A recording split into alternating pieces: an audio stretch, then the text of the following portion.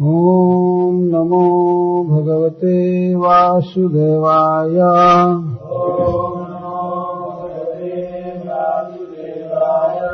ॐ नमो भगवते वासुदेवाय।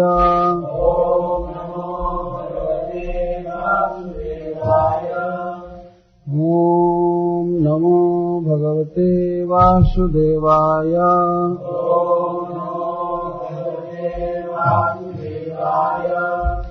सूत उवाच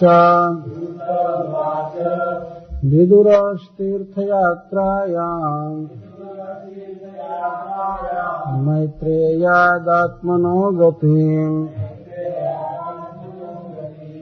ज्ञात्वा गाधास्तिम् पुराम्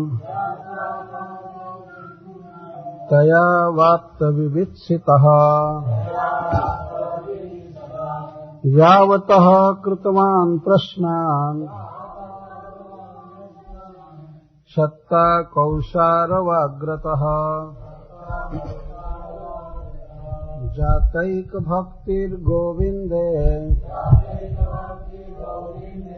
तेभ्यः स्वपुररामः।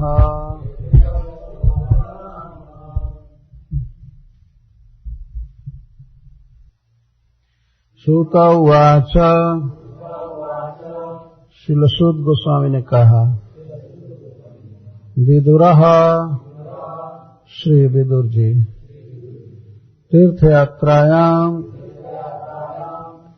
तीर्थयात्रा के समय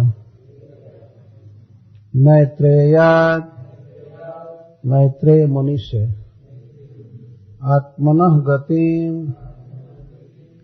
जीव के आश्रय भगवान श्री कृष्ण ज्ञात्वा जानकर अगात आए हस्तिनापुर तया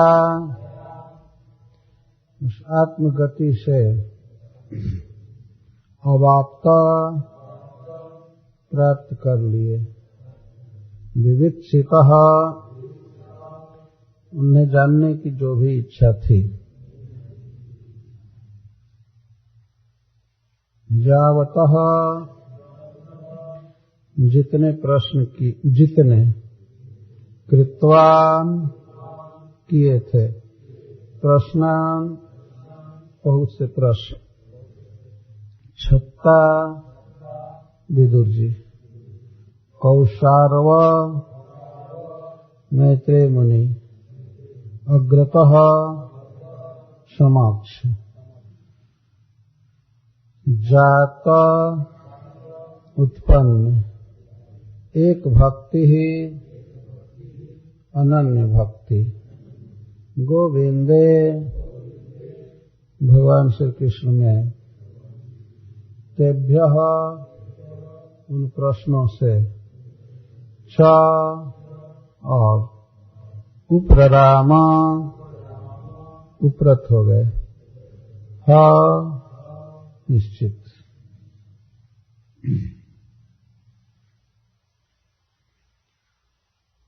तो सनकादि ऋषियों का यह प्रश्न है सूत जी से कि आप परीक्षित महाराज के जन्म, कर्म और निधन का वर्णन कीजिए। जन्म का वर्णन करने के बाद अब महाराज परीक्षित के कर्मों का कली दमन आदि तथा किस प्रकार वे देह त्याग किए भागवत सुनते हुए यह कहने के लिए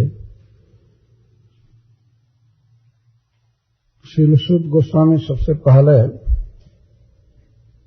यहाँ प्रारंभ कर रहे हैं विदुर जी के द्वारा धृतराष्ट्र महाराज का उद्धार और नारद जी का सांत्वना देना युधिष्ठिर महाराज को। फिर युधिष्ठिर महाराज भीमसेन से विविध प्रश्न करेंगे और फिर अर्जुन से, और अर्जुन के द्वारा श्री कृष्ण के गुणों का वर्णन सुन करके पांडव राज्य त्याग कर वैकुंठ जाने के लिए तैयार हो जाएंगे, हिमालय में चले जाएंगे। यह कथा पहले 3 अध्याय में पूरा करेंगे। इसके बाद महाराज परीक्षित के कर्म का वर्णन करेंगे। इस अध्याय में विदुर जी के द्वारा धृतराष्ट्र महाराज को ज्ञान दिया गया है और नारद जी के द्वारा युधिष्ठिर महाराज को ज्ञान दिया गया है। ये शास्त्र की प्रक्रिया है, परिपाटी है। किसी संवाद में ही जनता को ज्ञान दिया जाता है। यह ज्ञान धृतराष्ट्र महाराज के लिए कोई आवश्यक नहीं था, ये हम लोगों के लिए आवश्यक है जो अपने अपने घर को पकड़े हुए हैं। धृतराष्ट्र का अर्थ जो राष्ट्र को पकड़े रहे। मैं ही चलाने वाला हूँ घर, मैं मालिक हूँ, मेरे बिना सब उजाड़ हो जाएगा, ये हो जाएगा, यही इसी चिंता में रहे और ये नहीं देखते हैं कि हमारे जीवन का कितना काल चला गया और हम मृत्यु के गाल में जा रहे हैं। अब विश्वास कीजिए, इतने जोर से जो जीव घूम रहे हैं कारों में, वायुयान में, ये सब कहाँ जा रहे हैं? आपको पता है गीता में बात लिखी गई, ये सब इतने वेग से हम सभी जीव केवल मृत्यु के मुख में जा रहे हैं, क्योंकि अंतिम डेस्टिनेशन वही होगा। तो जितनी रफ्तार से घूमे, कुछ भी करें, लेकिन जा रहे हैं मृत्यु के मुख में। अंतिम पर्यवसान होगा मृत्यु। इतनी जोर से अर्जुन जब देखे विराट स्वरूप भगवान का 11वें अध्याय गीता में, जो कहते हैं कि आपके मुख में समृद्ध वेगा अभिद्रवंती, ये सारी देवता, दैत्य, मनुष्य, जीव सब बड़े वेग से आपके मुख में दौड़कर प्रवेश कर रहे हैं। और मुख में प्रवेश करने पर क्या हो रहा है? आप मुख को चला रहे हैं, सब पीछे जा रहे हैं। कहते हैं जैसे पतंग विशाल अग्नि में कूदते हैं मरने के लिए, वैसे ये सब बहुत बड़े वेग से आपके मुख में समाते जा रहे हैं। ये सब जीव दौड़ रहे हैं। तो श्री विदुर जी जैसी कथा आप लोगों ने सुना होगा पहले, ये महाराज पांडु के छोटे भाई थे, धृतराष्ट्र महाराज बड़े भाई थे। बहुत बड़ा सौभाग्य था विदुर जी का, बहुत उच्च कुल में जन्म लिए थे। और वैसे तो सौभाग्य कहा जाए या दुर्भाग्य, ये साक्षात भगवान यमराज हैं जिनको शाप मिला था। यमराज का अर्थ होता है सुप्रीम जज, यम का अर्थ है कंट्रोल, और राज का अर्थ है किंग। इस विश्व में भगवान के बाद जीवों को कंट्रोल करने वाले हैं, खासकर पापियों को उन्हें दंड दे करके भगवत पथ पर रखते हैं। लेकिन उनसे भी एक बार भूल हो गई थी, उस कारण से एक मुनि का शाप मिला था कि मनुष्य समाज में आए 100 वर्ष के लिए। तो आए तो बहुत ही उन्नत मनुष्य समाज में आए और भगवान वेदव्यास देव का पुत्र होने का इनको सौभाग्य प्राप्त हुआ। साक्षात भगवान के पुत्र हैं। क्षेत्रज संतान थे धृतराष्ट्र महाराज, पांडु और विदुर। वास्तव में ये सब पुत्र माने गए महाराज विचित्रवीर्य के, जो वंश परंपरा से हस्तिनापुर के सिंहासन पर थे। लेकिन असमय में उनकी मृत्यु हो गई। अपने मां के आग्रह से भगवान वेदव्यास देव अपनी भाभियों के गर्भ से पुत्र उत्पन्न किए, मां की आज्ञा से किए, धर्म देखकर, क्योंकि भारतीय सिंहासन खाली हो गया था, कोई राजवंश में था नहीं जो प्रजा का पालन करे। तो भगवान वेदव्यास देव के द्वारा ये पुत्र 3 उत्पन्न किए गए। जो अंबिका थी महाराज विचित्रवीर्य की धर्मपत्नी, काशी नरेश की कन्या, तो उससे धृतराष्ट्र महाराज हुए और अंबालिका से पांडु महाराज हुए, और अंबिका की एक दासी थी, उसके गर्भ से विदुर जी हुए। तो इस तरह से एक व्यवस्था हो गई, परंतु बाद में ऐसी घटना घटी कि पांडु महाराज भी असमय में मर गए और उनके देह से उनको कोई संतान प्राप्त नहीं हुई, लेकिन उनकी आज्ञा से उनकी पत्नी कुंती ने देवताओं से पुत्र प्राप्त किया, जो पूर्णतः धर्म के अनुकूल था। बारंबार पति आज्ञा दिए तो देवताओं को मंत्र से बुलाया उसने वन में और उनसे पुत्र प्राप्त किया। ये बहुत लंबी कथा है, महाभारत में बहुत विस्तार से दी गई। जब पांडु महाराज की मृत्यु हो गई तो उस समय उनके बच्चे छोटे छोटे थे, युधिष्ठिर आदि। उनको हस्तिनापुर लाए ऋषि लोग, लेकिन धृतराष्ट्र महाराज उनको स्वीकार नहीं कर रहे थे कि ये पांडु के पुत्र हैं। पर भगवान वेदव्यास देव और अन्य मुनियों ने कहा कि ये पांडु के पुत्र हैं और इस तरह से उत्पन्न हुए हैं। तब इनको राज्य दिया गया और इनकी शिक्षा दीक्षा की व्यवस्था हुई।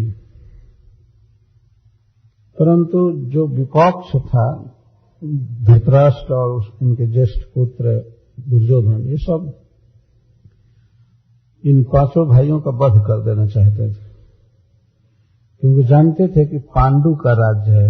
धृतराष्ट्र जन्म से अंधे थे, इसलिए उनको राज्य नहीं दिया गया, ज्येष्ठ होने के कारण बावजूद भी। तो अंधा व्यक्ति राजा क्या बनेगा, इसलिए पांडु को राज्य दिया गया था। पांडु महाराज ने राज्य का बहुत विस्तार किया, इसलिए ये लोग जानते थे कि ये पांचों लड़के अगर रहेंगे तो सारा जगत कहेगा और ये लोग इस राज्य के अधिकारी होंगे। अतः इनका वध करने का वे लोग रात दिन प्रयास करते थे, किसी न किसी उपाय से मर जाएं, मर जाएं, मर जाएं। राज्य भोगने की लालसा थी उस पक्ष। परंतु भगवान की कृपा से और विदुर जी की सहायता से वे बच्चे मरे नहीं, बहुत विपत्तियों से बचे, बहुत बड़ी बड़ी विपत्तियों से। लेकिन अंत में छल से जुए में इनको परास्त किया और फिर ये 13 वर्ष के लिए वन में गए। 1 वर्ष अज्ञातवास मिलाकर 12 वर्ष वनवास और 1 वर्ष अज्ञात।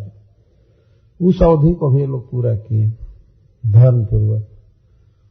और फिर आए, विराट नगर में एक मीटिंग हुई। उस मीटिंग में श्री बलराम जी, भगवान कृष्ण, सात्यकी, मतलब द्वारका से बहुत से यादव आए थे और पांडव थे। अभिमन्यु का जन्म हो गया था, वे सयाने हो गए थे, तो उनका विवाह महाराज विराट की पुत्री उत्तरा से हुआ था। तो वहीं पर एक मीटिंग हुई कि अब क्या किया जाए। सात्यकी आदि यादव कहते थे कि सीधा आक्रमण किया जाए हस्तिनापुर पर और राज्य छीन लिया जाए, राज्य हम लोगों का है। भगवान भी कहे कि हाँ यही करना चाहिए, लेकिन श्री बलराम जी थे उस मीटिंग में, उन्होंने कहा कि नहीं, इस तरह से युद्ध करना ठीक नहीं है।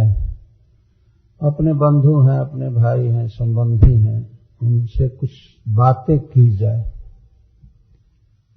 फिर सात्यकी जी बल्कि बलराम जी को कहने लगे, बस बस आप हमेशा दुर्योधन का पक्ष लेते रहते हैं, जाइए आप ही समझा दीजिए ना।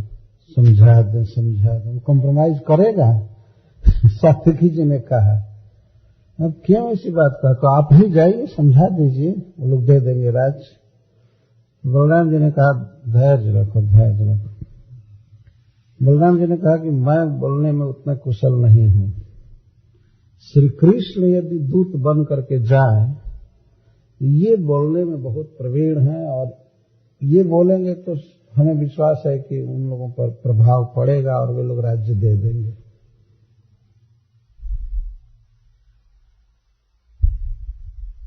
तो जब श्री बलराम जी ने कहा ऐसे तो महाराज युधिष्ठिर ने इस बात को स्वीकार कर लिया, ठीक है तो भगवान को ही भेजा। संधि दूत कहते। तो सबकी जब आज्ञा हुई तो भगवान गए हस्तिनापुर। बहुत बड़ी कथा है। वे चाहते नहीं थे संधि, वास्तव में वे युद्ध चाहते थे भगवान, लेकिन ऊपर से जो कुछ भी कहना था संधि की बात किए, प्रेम की, लेकिन भीतर से दुर्योधन के हृदय में बैठ करके वैर की अग्नि को प्रदीप्त कर रहे थे।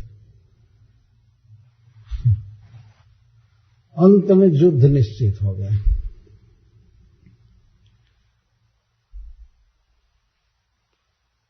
युद्ध निश्चित हो गया, भगवान का तिरस्कार हुआ, भगवान वहां प्रसाद खाए नहीं, जाकर विदुर जी के घर खाए।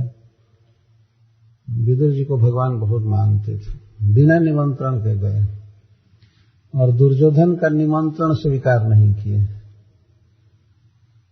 इसके बाद विदुर जी राजभवन में राजा धृतराष्ट्र के पास जाना छोड़ दिए। जब इस प्रकार भगवद आज्ञा का उल्लंघन हुआ तो उनके हृदय टूट गया।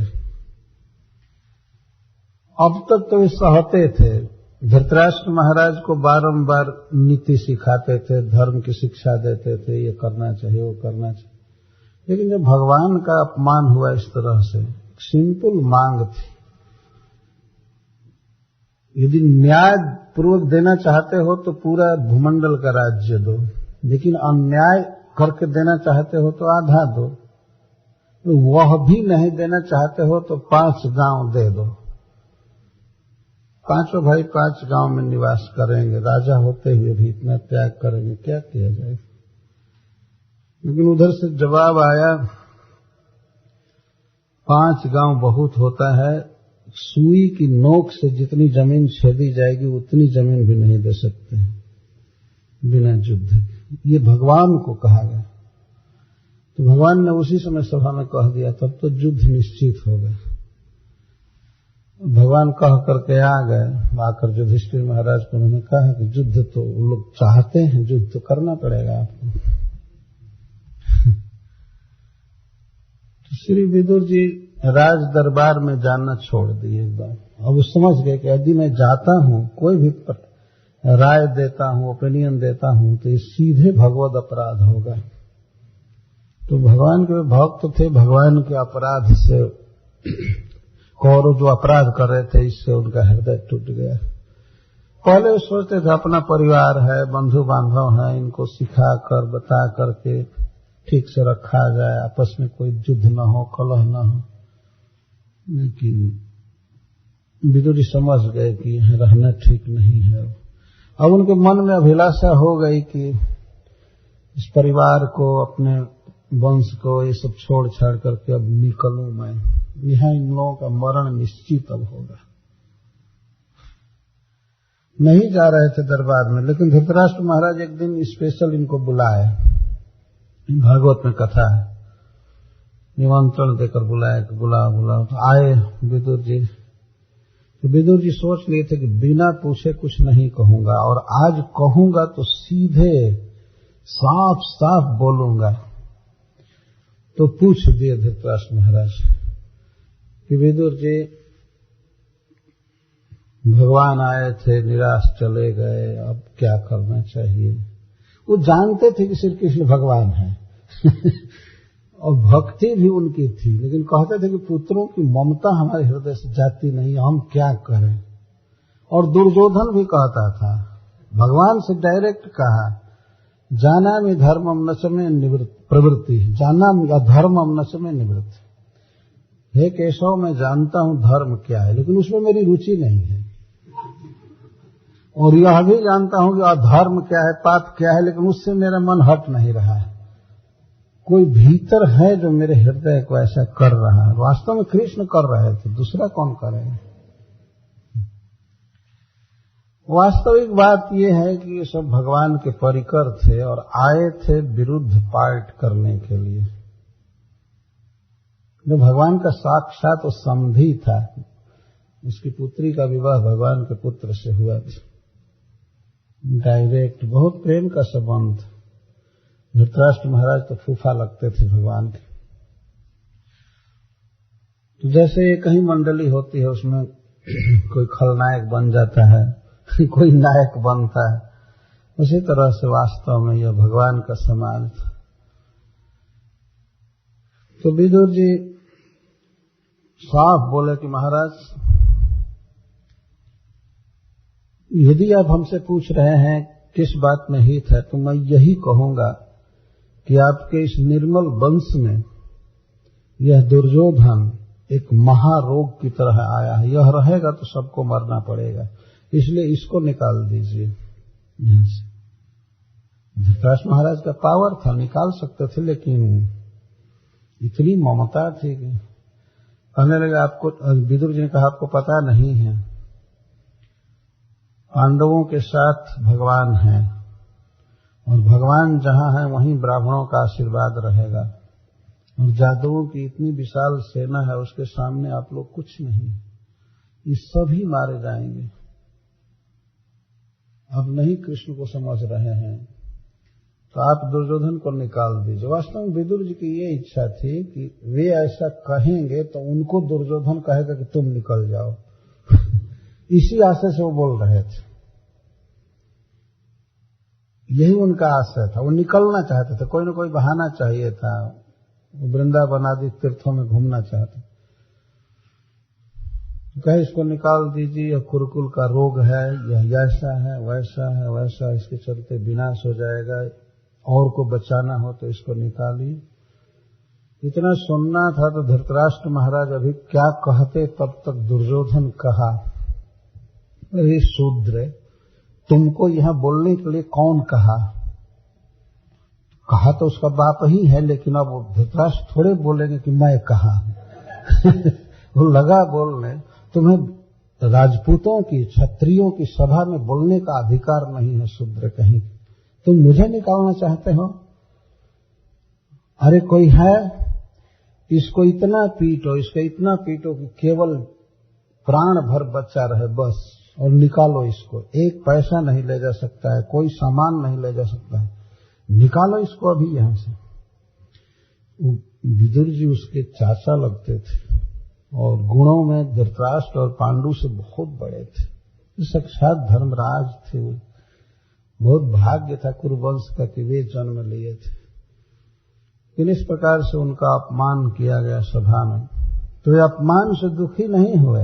भागवत में लिखा गया, वो बहुत प्रसन्न हुए भीतर से, और वहीं पर वे धनुष छोड़ दिए अपना, यह दिखाने के लिए कि मैं कोई पांडवों के पक्ष से लड़ूंगा नहीं। वहीं रख दिए धनुष, कहा ठीक ठीक। फिर अपने भाई को प्रणाम किए, धृतराष्ट्र महाराज को, और कहे महाराज मैं जा रहा हूं, निकल गए। वहां पर श्रील सुखदेव गोस्वामी कहते हैं, कौरव पुण्य लब्धो स निर्गतः कौरव पुण्य लब्ध। कौरवों का बहुत बड़ा पुण्य था, भाग्य था कि उनके वंश में विदुर जी आए थे, लेकिन वे छोड़कर चले गए। और अब निश्चित हो गया कि सारे लोग मारे जाएंगे। जब तक विदुर जी थे तब तक इनके मरने की संभावना नहीं थी, एक भक्त के आश्रय में थे, लेकिन अब वे मरेंगे निश्चित हो गए। तो विदुर जी घर छोड़कर विविध तीर्थों में भ्रमण कर रहे थे, जैसे ब्रजमंडल और उधर पुरी, दक्षिण भारत, प्रभास, द्वारका के तरफ प्रायः है ये तीर्थों में भ्रमण कर रहे थे, और श्रेष्ठ महात्माओं से, साधुओं से मिलते रहते थे। और इधर युद्ध हो गया, सब लोग मारे गए, दोनों पक्ष के लोग।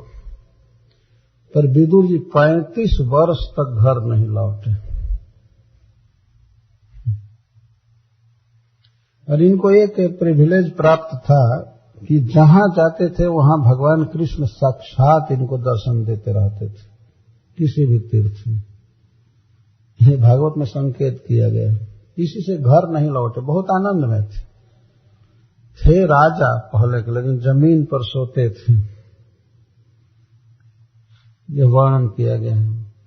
अधः शयान अवधूत वेश, और अवधूत वेश था, वैसे ही अवधूत वेश हो जाता। अवधूत का अर्थ है त्यक्त शरीरादर। जो व्यक्ति शरीर से ऊपर उठ जाता है और शरीर को नहीं संवारता है उसको अवधूत कहते हैं। तो केस नहीं झाड़ता है, कपड़ा ठीक से नहीं पहनने, कुछ नहीं, देह से ऊपर है तो देह को क्या सजावे। जो लोग देह को ही मैं मानते हैं वही लोग देह को खूब सजाते हैं। भागवत में तो लिखा गया है कि देह क्या है, कुत्ता और सियार का भोजन है, इसको सजाते हैं खूब। हजारों हजारों डॉलर खर्च करके कुत्ता और सियार के भोजन को सजाया जाता है। लास्ट में वही कंज्यूम करेंगे ना, चाहे अग्नि देवता खा जाएंगे।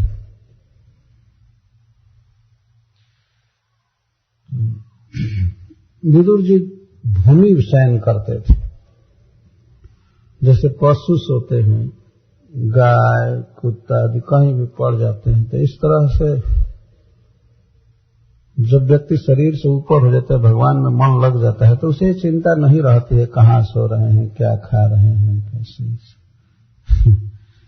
और कंद मूल फल जो मिलता था खा लेते थे।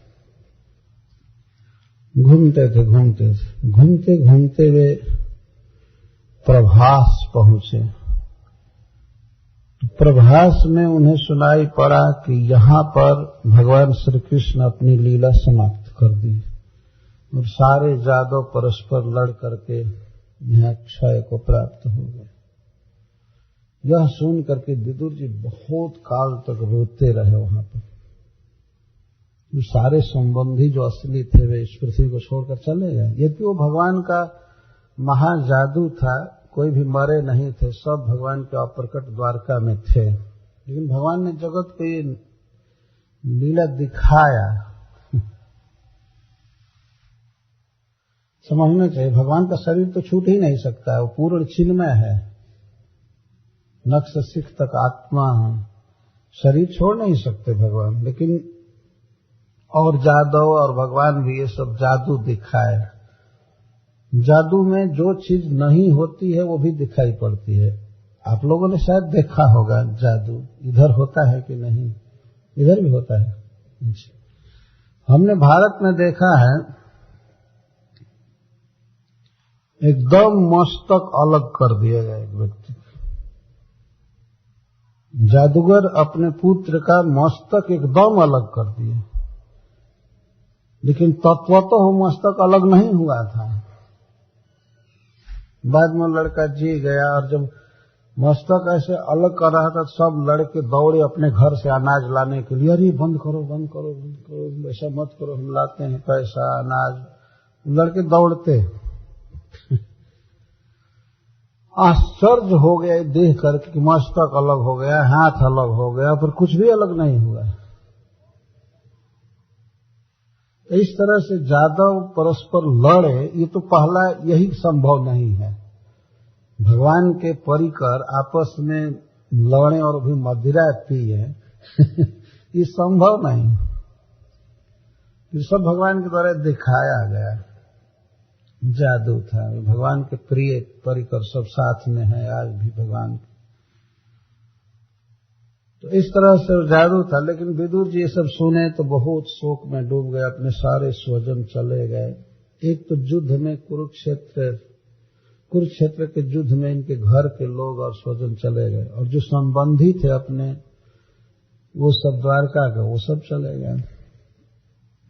बहुत दुख में पड़ गए और पागल की तरह कृष्ण का स्मरण करते हुए घूम रहे थे। अब यही सोच रहे थे कि कैसे मैं अब शरीर छोड़ूं, कहाँ छोड़ूं। अभी पृथ्वी पर रहना नहीं चाहते थे। तो सबसे पहले ब्रज भूमि में आए, ब्रजमंडल में जहां भगवान लीला किए थे। वे द्वारका नहीं गए, जा सकते थे द्वारका, लेकिन अब द्वारका में था क्या कि वे जाएं। वो उनको काटने दौड़ती थी द्वारका। तो ब्रज भूमि में आए, ब्रजमंडल। वहां जमुना जी के तट पर बैठे थे, जा रहे थे, तब तक इन्होंने उद्धव जी को देखा। उद्धव जी भगवान के साक्षात सखा मित्र, साथ में रात दिन रहने वाले थे। उनको देखते इन्हें ऐसा लगा जैसे कृष्ण मिल गए। और उद्धव जी शोक में मग्न थे। वो जा रहे थे भगवान की आज्ञा से, द्वारिका से बद्रिकाश्रम जा रहे थे। भगवान की आज्ञा थी कि तुम रहो, और इसीलिए उद्धव जी पर ब्राह्मणों का शाप काम नहीं किया। वे जा रहे थे तो बैठे थे। विदुर जी ने देखा, वे पहचान गए कि भगवान के मित्र हैं। तो वे उनको जा करके गले से लगा लिए। ये उम्र में और आयु में बहुत बड़े थे उनसे, उद्धव जी से। जाकर अखबार में भर लिए। इसके बाद पूछने लगे। जानते हैं कि सब लोग चले गए हैं पृथ्वी छोड़ करके, लेकिन पागल की तरह पूछते हैं, बलराम जी कैसे हैं, भगवान कृष्ण कैसे हैं, प्रद्युम्न कैसे हैं, अनिरुद्ध कैसे हैं, और वसुदेव जी कैसे हैं, भगवान की पत्नियां कैसे हैं, बच्चे कैसे हैं, और सब पूछने लगे। यहां तक पूछने लगे कि कैसे हैं हस्तिनापुर के लोग। जानते हैं कि सब नहीं हैं, लेकिन फिर भी ऐसा शोक हो रहा था कि पूछ रहे हैं युधिष्ठिर कैसे है, अर्जुन कैसे है। अपने घर के लोगों का हालचाल पूछ रहे थे।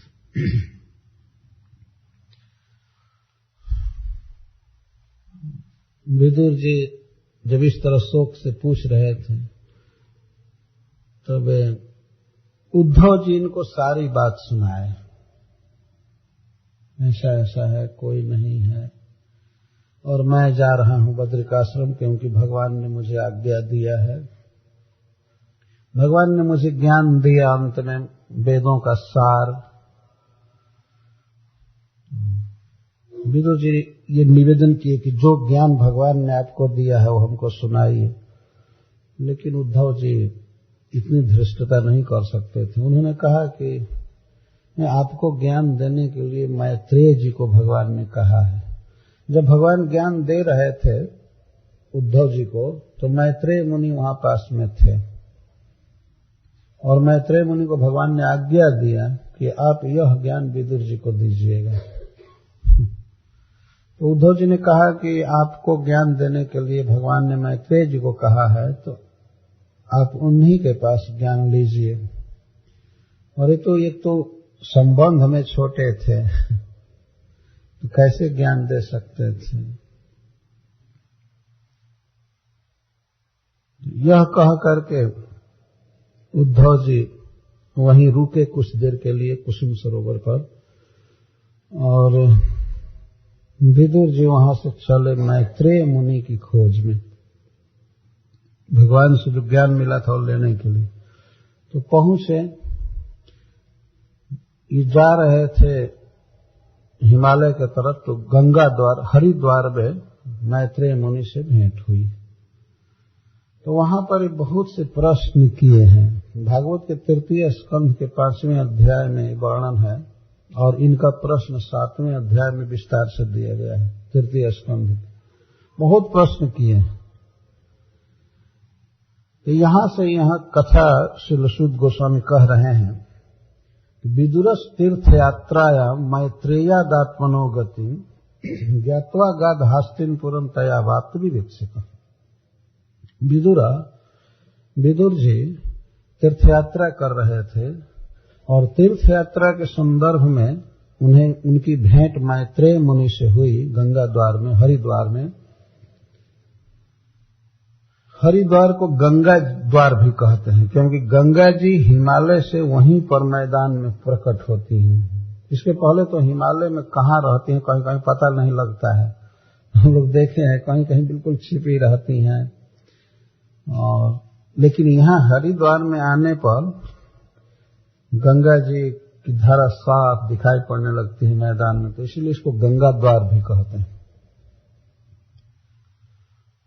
ये हरिद्वार, अच्छा हरद्वार भी कुछ लोग कहते हैं, क्योंकि भगवान शिव के धाम केदारनाथ जाने का भी वही द्वार है, रास्ता है, तो हरद्वार भी कहते हैं।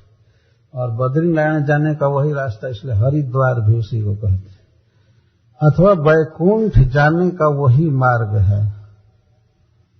पहले के लोग हिमालय जाते थे, भगवान का भजन करके वहां से वे अपुनरावृत्ति को अर्थात वैकुंठ को प्राप्त करते थे, इसलिए उसे हरिद्वार कहते हैं। और गंगा द्वार, तो गंगा द्वार में मैत्रेय मुनि से इनकी भेंट हुई। मैत्रेयात, मैत्रेय से आत्मनः गति ज्ञात्वा, आत्मनः गतिं ज्ञात्वा, आत्मा की गति को ये समझे। श्रीधर स्वामी जी आत्मा की गति का अर्थ करते हैं आत्मनः गति हरि, आत्मा की गति है भगवान श्री कृष्ण हरि। वैसे गति शब्द का अर्थ होता है तत्व, स्वरूप, और गति के सामान्य दो अर्थ भी होते हैं। एक तो स्पीड, जिसे आपने भारत में पढ़ा होगा गति सीमा, इतना किलोमीटर पर आवर, स्पीड को भी गति कहते हैं। और जहां जाते हैं गंतव्य को, डेस्टिनेशन को भी गति कहते हैं। तो ये सारे जीव जो संसार में हैं, इनका वास्तविक आश्रय, इनका वास्तविक डेस्टिनेशन क्या है? क्या इसी तरह से जन्मते रहें, मरते रहें, कभी कार से, कभी विमान से, कभी रिक्शा से, कभी इस देह में बूढ़ा देह में, कभी जवान देह में, क्या घूमते रहें? ये ऐसे ही जन्मते मरते रहें और घूमते रहें? आखिर कोई डेस्टिनेशन है ना, जहां सुख से रहेंगे और इसके बाद जन्म मरण नहीं होगा, आनंद में रहेंगे। तो उस गंतव्य स्थान को आत्मा की गति कहा जाता है। जीवों के एकमात्र आश्रय हैं भगवान विष्णु कृष्ण। नते विदुर स्वार्थ गति भी विष्णु दुराशय बहिरर्थमान। विष्णु श्री कृष्ण ही आत्मा के आश्रय हैं। और आत्मा की गति का एक अर्थ है आत्मा का कॉन्स्टिट्यूशनल पोजीशन। आत्मा का स्वरूप क्या है? तो स्वरूप है कि वह श्री कृष्ण का नित्य दास है। बहुत से प्रश्न इन्होंने किया था, तो मैत्रेय मुनि से बहुत शीघ्र ही आत्मा की गति का ज्ञान हो गया। ज्ञान हो गया तो ये नहीं समझना चाहिए कि विदुर जी क ख ग से चालू करके और सारा ज्ञान ले ली। ये विदुर जी से कम ज्ञानी नहीं थे पहले से ही। जब कोई व्यक्ति बहुत बड़ा ज्ञानी होता है तभी तो किसी ज्ञानी से वो लाभ ले सकता है। जिसके प्रेम में भगवान बिना निमंत्रण के अपना घर समझ करके उसके घर में जाते हैं, उसके अज्ञान का क्या कहना और भक्ति की। परंतु भगवान ने डायरेक्ट उपदेश दिया था, उसको ये सुनना चाहते थे। तो मैत्रेय मुनि से आत्मा के स्वरूप को या आत्मा के आश्रय भगवान कृष्ण के तत्व को जान करके हस्तिनापुरम आगात, हस्तिनापुर लौट आए। हस्तिनापुर लौट आए। सुनने में आश्चर्य लगता है कि जहां इनका इतना अपमान किया गया था, फिर उस स्थान पर आने की क्या आवश्यकता थी? तया वाप्त विवेक्षिता, उस आत्मा की गति के ज्ञान से भागवत को हाथ में ले लीजिए। आत्मा की गति के ज्ञान से इनका सारा मनोरथ पूरा हो गया। जो जानना चाहते थे जान गए। यावतः कृतवान प्रश्नन छत्ता कौशारवाग्रतः जातेक भक्तिर गोविंद तेभ्यश्च प्रदाम। जितने भी प्रश्न किए थे विदुर जी मैत्रेय जी के सामने, तो सबका उत्तर वे नहीं सुने। तेभ्यश्च उपराम, प्रश्न स्वयं पूछे थे और उत्तर सुने नहीं। केवल 4-5 प्रश्नों का उत्तर सुने, जैसा भागवत के तृतीय और चौथे स्कंध में दिया गया है। तृतीय और चौथा स्कंध जो है वो मैत्रेय मुनि के द्वारा बोला हुआ है। सुखदेव जी उसको उद्धृत किए हैं महाराज परीक्षित के प्रति। तो 4-5 प्रश्न पूछे और 4-5 प्रश्न का उत्तर सुनते ही जातैक भक्तिर गोविंद, गोविंद में एक भक्ति उत्पन्न हो गई। एक भक्ति का अर्थ अनन्य भक्त, शुद्ध प्रेम भगवान में उत्पन्न हो गई। प्रेम तो पहले से था ही और बढ़ गया, कहने का आशय यह। मैत्रेय मुनि के सत्संग से केवल 4-5 प्रश्न का उत्तर देते देते ये इनकी श्री कृष्ण में और निष्ठा बढ़ गई और इतनी भक्ति बढ़ गई कि अब विदुर जी आगे वो सुनने के योग्य नहीं थे। भगवान का स्मरण करके रात दिन रोने लगे। अब वो तो जो व्यक्ति रो रहा है, सिसक रहा है कृष्ण प्रेम में, वो क्या अब कथा सुनेगा। एक अद्भुत बात यहाँ कही जा रही है कि जिन प्रश्नों को स्वयं उन्होंने पूछा था उनका उत्तर मैत्रेय जी देना चाहते थे और नहीं सुने, सुनने की स्थिति नहीं थी। इस संसार में बहुत फालतू चीजें श्रवण कीर्तन नहीं करना चाहिए। बहुत लोग कुछ भी कहा जाए सुन लेते हैं, कुछ भी कहा जाए सुन लेते। हमारे देश में तो इतनी कथाएं होती हैं लेकिन सुनने वालों की बहुत संख्या रहती है और कोई विवेक नहीं रहता है क्या सुनना चाहिए क्या नहीं सुनना चाहिए। जो भी कोई कुछ भी कह रहा हो सुन लेते, कुछ भी कह रहा हो सुन लेते। और खास करके स्त्री हैं, कहीं भी कोई भी कुछ भी कह रहा हो बस परम श्रद्धा से सुन लेते। उनको पता ही नहीं लगता है कि कचड़ा बोल रहा है कि क्या बोल रहा है। कुछ भी वर्णन करो, कुछ भी सुनो। ये विदुर जी तो स्वयं अपने द्वारा ही पूछे गए प्रश्नों का उत्तर नहीं सुने, क्योंकि जातैक भक्ति गोविंद, गोविंद में अनन्य भक्ति हो गई। बहुत फालतू चीजें श्रवण कीर्तन नहीं करनी चाहिए। ऑलरेडी भागवत लिख दिया गया, यही काफी है, इसी को पढ़े सुने आदमी, फालतू बातें नहीं बोलनी चाहिए। तो आए हस्तिनापुर। हस्तिनापुर किस लिए आए? 35 वर्षों से तीर्थों में घूमने वाला व्यक्ति और अब अपने जन्मभूमि पर आ रहा है, और उस समय जबकि दुर्योधन आदि मर चुके हैं, धृतराष्ट्र मर चुके हैं, पांडु भी नहीं हैं, कोई नहीं, धृतराष्ट्र हैं, पांडु महाराज नहीं हैं और दुर्योधन आदि नहीं थे, उस समय वे आए। भ्रातुर ज्येष्ठस श्रेयस्कृत, आगे वर्णन किया गया है, अपने ज्येष्ठ भाई का हित करने के लिए। पूछते थे वे और सुनते भी थे लेकिन करते नहीं थे। किसी विशेष स्थिति में वे विदुर जी से पूछते थे, विदुर जी इस विषय में क्या करना चाहिए। विदुर जी बताते थे यह करना चाहिए, यह करना चाहिए, लेकिन धृतराष्ट्र महाराज कर नहीं पाते थे, पर पूछने से भी रुकते नहीं थे। विदुर सुनाओ अब क्या किया जाए। तो विदुर जी कहते थे महाराज युद्ध रोक देना चाहिए, आपके आज इतने पुत्र मारे गए, भीमसेन ने आपके इतने पुत्रों का वध आज कर दिया। हाय हाय हाय रोते रहते थे, आधा घंटा 1 घंटा रोते थे, फिर कहते थे आगे कहो क्या हुआ, आगे कैसे युद्ध हुआ। रोज सुनते थे। 18 दिन में उनके सारे पुत्रों को भीमसेन ने मारा, 100 पुत्रों को, रोज रिपोर्ट दी जाती थी। जैसे स्कान में संकीर्तन रिपोर्ट पढ़ा जाता है, वैसे महाभारत का रिपोर्ट संजय सुनाते थे उनको, धृतराष्ट्र महाराज को।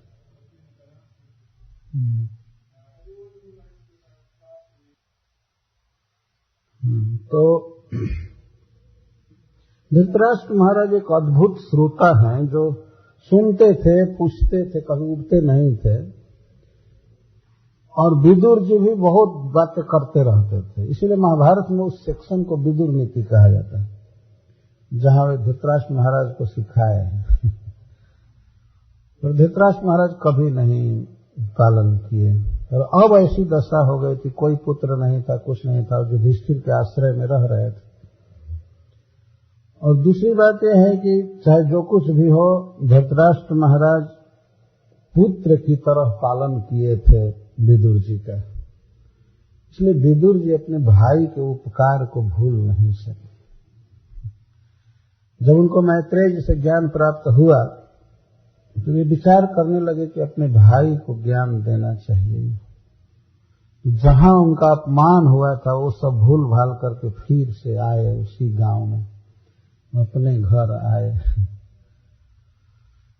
तो उस समय तो युधिष्ठिर महाराज राजा हो चुके थे, तो सीधे युधिष्ठिर महाराज के पास आए। धृतराष्ट्र महाराज भी युधिष्ठिर के ही घर में रहते थे, उनका तो कोई पुत्र नहीं था, युधिष्ठिर महाराज ही पालन कर रहे थे धृतराष्ट्र और गांधारी का। तम बंधुम आगतम दृष्ट्वा धर्मपुत्र सहानुजः धृतराष्ट्रो युत्सुश्च सूतः शारद्वतः प्रथा गांधारी द्रौपदी ब्रह्मण सुभद्रा चोत्तरा कृपि अन्यश्च जामयः पांडु ज्ञाते ससुता स्त्रिय।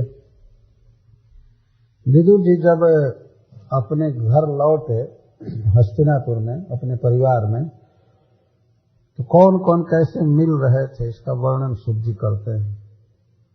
महाराज युधिष्ठिर मिले अपने सभी भाइयों के साथ, भीमसेन, अर्जुन, नकुल, सहदेव के साथ, और धृतराष्ट्र महाराज, युयुत्सु एक व्यक्ति थे जो धृतराष्ट्र महाराज के पुत्र थे, वैश्य स्त्री के गर्भ से जन्म लिए थे, और सूत, संजय, शारद्वत, कृपाचार्य, पृथा, कुंती, द्रौपदी, गांधारी, सुभद्रा, उत्तरा और अन्य भी पांडु महाराज के संबंधियों की जो स्त्रियां थीं और उनके पुत्र थे, सभी अपने परिवार के संबंधी, अपने परिवार के विदुर जी को आया हुआ देख करके बहुत प्रेम से मिले। अब कोई आशा नहीं रखे थे कि विदुर जी घर लौटेंगे। कुछ लड़के तो बाद में जन्म लिए थे, वो लोग सुने थे कि हमारे वंश में हमारे दादा ऐसे हुए जो चले गए यहाँ से, तो ये आए तो कुछ लोगों को ऐसा लगा जैसे वो जी करके आ रहे, मर करके आ गए हो। बहुत आनंद हुआ। वास्तव में उस वंश में वे बहुत गुणवान व्यक्ति थे, उनके कारण बहुत सी विपत्तियों से पार हुआ था वह वंश। तो उनको आया हुआ देख करके उन को ऐसा लगा, शुद्ध वर्णन करते हैं, जैसे मूर्छित शरीर में या मरे हुए शरीर में फिर से प्राण आ जाए, इस तरह से सबको खुशी हुई।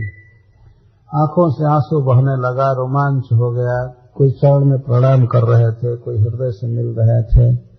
जैसे धृतराष्ट्र महाराज हृदय से मिल रहे थे, भाई का आलिंगन करने लगे। वो देख नहीं सकते थे, लेकिन ऐसे वचन बोलते। युधिष्ठिर महाराज चरणों में प्रणाम किए, तो फिर वे युधिष्ठिर महाराज को हृदय से लगा लिए।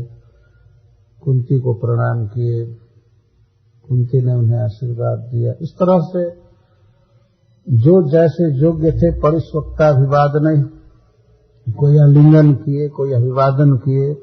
अभिवादन का अर्थ है वचन से प्रणाम करना। कोई मस्तक झुकाकर प्रणाम किए, कोई साष्टांग प्रणाम किए। इस तरह से मिले, विदुर जी मिल रहे हैं, बहुत खुशी हुई। अपना परिवार का वो भी हेड व्यक्ति सब तरह से आए, तो बहुत खुशी की बात। मुमुचुः प्रेम बाष्पौघम, सब रो रहे थे। दो प्रकार के आंसू होते हैं, एक तो प्रसन्नता के, आनंद के आंसू होते हैं। आनंद आने पर भी आंसू निकलता है, वो आंसू शीतल होता है, और दुख में आंसू निकलते हैं तो ये गर्म होते हैं। ये हम लोगों ने प्रैक्टिकल करके देखा है। पढ़कर कभी जिज्ञासा हुई तो देखा गया वास्तव में दुख के आंसू गर्म होते हैं, प्रेम के आंसू ठंडे होते हैं। सब रो रहे थे, प्रेम के आंसू बहा रहे थे। बहुत काल से प्रतीक्षा थी। धृतराष्ट्र महाराज, ये युधिष्ठिर महाराज तो देखने के लिए बहुत व्याकुल रहते थे, और उनके भाई वगैरह सब। तो महाराज युधिष्ठिर बहुत सुंदर स्वागत किए, जितनी शक्ति थी उनकी। जैसा भगवान का स्वागत किया जाता है वैसा विदुर जी का स्वागत उन्होंने किया, प्रणाम किया, चरण धोया, बहुत श्रेष्ठ आसन पर बैठाया। फिर प्रसाद का तो कहना ही नहीं है। और विदुर जी सब स्वीकार कर रहे थे। वे आए थे धृतराष्ट्र महाराज का उद्धार करने के लिए, क्योंकि वे जानते थे कि युधिष्ठिर आदि के लिए तो कुछ करना ही नहीं, ये तो भगवान के परम प्रेमी हैं, ये लोग भगवान के परिकर हैं, भगवान के पास जाएंगे, लेकिन हमारा भाई दुर्गति में पड़ जाएगा, धृतराष्ट्र महाराज अधोगति में पड़ जाएंगे। एक तो जीवन भर भगवान के भक्तों का विरोध किए, भगवान का भी अपराध किए। इस कल्पना से विदुर जी बहुत दुखी रहते थे, इसीलिए वे आए हैं भाई का उद्धार करने के लिए। महाराज युधिष्ठिर स्वागत कर रहे थे, खिला रहे थे, पिला रहे थे, बहुत बातें, कोई समझ नहीं रहा था कि क्यों आए हैं। ऐसे उनको खुशी हुई, बहुत आनंद हुआ कि आए। तो विदुर जी सब स्वीकार करते थे। एकाएक तपस्वी, विरक्त और एकाएक इन सब बातों को स्वीकार करना, कोई आश्चर्य नहीं किया, सब समझते तो अपना घर है, आए हैं। तो एक दिन की बात है, नहीं उसी दिन जिस दिन विदुर जी आए, जब खा लिए, पी लिए, विश्राम कर लिए, क्योंकि विदुर जी पैदल आए थे, थके मांदे थे, ऐसा नहीं था कि बहुत सुंदर कार से लौटे हो, इसलिए बस बैठे और बातचीत चालू कर दिया। बहुत थके मांदे थे, पहले से शरीर भी क्षीण हो गया था, तेज बढ़ गया था, लेकिन शरीर क्षीण हो गया था।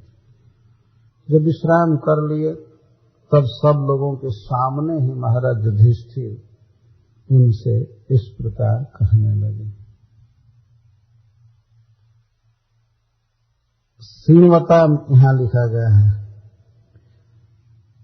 लेकिन एक अनुमान किया जाता है कि जिस समय महाराज युधिष्ठिर बात कर रहे होंगे विदुर जी से, तो शायद धृतराष्ट्र महाराज नहीं होंगे, लेकिन यहाँ उनको वाद नहीं किया गया। तेषां च श्रृण्वताम कहा गया है, सब सुन रहे थे, जिनका नाम ऊपर बोला गया वे सब सुन रहे थे, और युधिष्ठिर महाराज विदुर जी से बात करना चालू किए। बातचीत में सबसे पहले वे अपनी कृतज्ञता ज्ञापित कर रहे हैं कि आपने कितना हम लोगों की सहायता किया है, पालन पोषण किया है। हमारे पिताजी नहीं थे, आप ही हमारे पिता बनकर के हम लोगों को जिलाए, नहीं तो हम कब का मर गए होते। ये सब उपकार याद कर रहे हैं। युधिष्ठिर वाच, जो भी हो, धृतराष्ट्र महाराज भी सुन रहे होंगे, चाहे जो कुछ भी हो। अब तो उनके पुत्र मर ही चुके हैं, तो अब सुने चाहे कुछ भी करे। युधिष्ठिर महाराज कहते हैं, अपि स्मरथ नो जुष्म पक्ष छाया समेधितान विपद गणाद विषाज्ञा देर मोचिता जत्स मात्रिका। हे चाचा जी, आप जब हस्तिनापुर से बाहर थे, क्या आप हम बच्चों का कभी स्मरण करते थे? क्या हम लोग आपको याद आते थे कि युधिष्ठिर भी है, भीम है, अर्जुन है और सब है, हम लोगों की आप याद करते थे?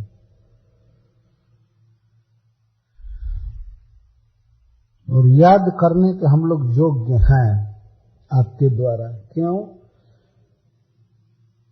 ये शास्त्र भी कहता है, लोक में भी देखा जाता है, कोई व्यक्ति किसी का पालन किया है तो उसके बारे में वो चिंता करता है कि मैंने उसका पालन किया था, जन्म दिया था, वो कैसा है, इस समय कहाँ है, क्या कर रहा है। या कोई वृक्ष लगाया है कोई व्यक्ति, तो बाद में चिंता करता है कि वृक्ष कितना बड़ा हुआ है, कोई काट तो नहीं दिया, क्या नहीं किया। तो आप हम लोगों की रक्षा किए, इस जीवन में पालन किए, तो क्या कभी आप हम लोगों का स्मरण करते थे कि युधिष्ठिर हमारा है, अर्जुन हमारा है, भीमसेन, लोग कैसे हैं, क्या हैं? अति स्मरथ, आप क्या हम लोगों की याद करते थे? बहुत दीन भाव से महाराज युधिष्ठिर बोल रहे। पक्षक छाया समेधितान, जैसे पक्षी अपने पंख की छाया से अपने अंडे को बढ़ाते हैं, रक्षा करते हैं, उसी तरह से आप पक्षपात करके हम लोगों की रक्षा की। पक्षपात उसको होता है। पक्षी के पंख होते हैं ऐसे। पक्षी जब अंडा देती है मादा पक्षी, तो वो अंडों को इंजेक्ट नहीं करती है, कुछ भीतर नहीं डालती है, बाहर से उसको सहला करके पंख से, अपने पैर से, देह से वो जब सहलाती है तो वो अंडे बढ़ते हैं और बाद में अंडे फूट करके उसमें से पक्षी निकलते हैं। महाराज युधिष्ठिर यही उपमा दे रहे हैं। पक्षी पक्षपात करके, पक्ष का पात मन तो उसमें डाल करके अंडे को पोसते हैं, तो उसी तरह आपने पक्षपात करके हम लोगों की रक्षा की। यह पक्ष का अर्थ साइड। उस समय प्रथम बार जब पांडवों को इंद्रप्रस्थ भेजा जा रहा था, वर्तमान दिल्ली जो है वो इंद्रप्रस्थ है, मेरठ के पास हस्तिनापुर है। आज भी हस्तिनापुर की वो भूमि है जो गंगा जी में ऐसे झुकी हुई है। बलराम जी ने उसको खींचा था एक बार हल से, तो वो है गंगा जी के तट पर। लेकिन इंद्रप्रस्थ दिल्ली में है, जमुना जी के तट पर।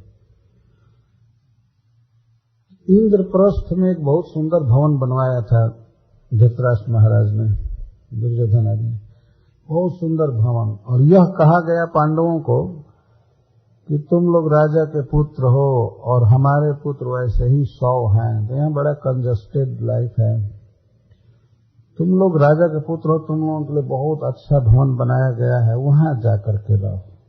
और वह भवन ऐसे आइटम से बनाया गया था जिसको लाक्षा कहते हैं, कि एक दिया सलाई मारते ही पूरा भवन अब्लेज हो जाएगा, आग पकड़ लेते। और इस अभिप्राय से उनको भेजा गया था कि वहां रहेंगे और किसी रात में घर में आग लगा दिया जाएगा, बस समाप्त हो जाए।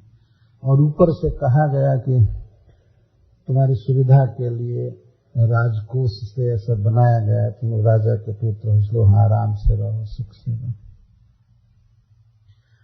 तो धृतराष्ट्र के और दुर्योधन के इस दुरभिसंधि को दूसरा कोई व्यक्ति नहीं जानता था, लेकिन विदुर जी जानते थे। और जब महाराज धृतराष्ट्र कहे युधिष्ठिर महाराज को, भरी सभा में सभी भाई बैठे थे, कि बेटा तुम लोगों की सुविधा के लिए बहुत सुंदर भवन बनाया गया है, जितना भी मॉडर्न सुविधा है, अटैच्ड बाथरूम आदि सब, तो कुछ भी नहीं है उसके सामने। जो भी है मॉडर्न सुविधा सारी वहां है, सब बनाया गया है, और वहां जाकर के रहो, क्यों या दुख सहते हैं। तो उस समय कहा गया है कि विदुर जी बोले सभा में, म्लेच्छ भाषा में बोले, ऐसा कहा गया है वहां महाभारत में। वो म्लेच्छ भाषा युधिष्ठिर महाराज और विदुर जी जानते थे और कोई नहीं जानता था।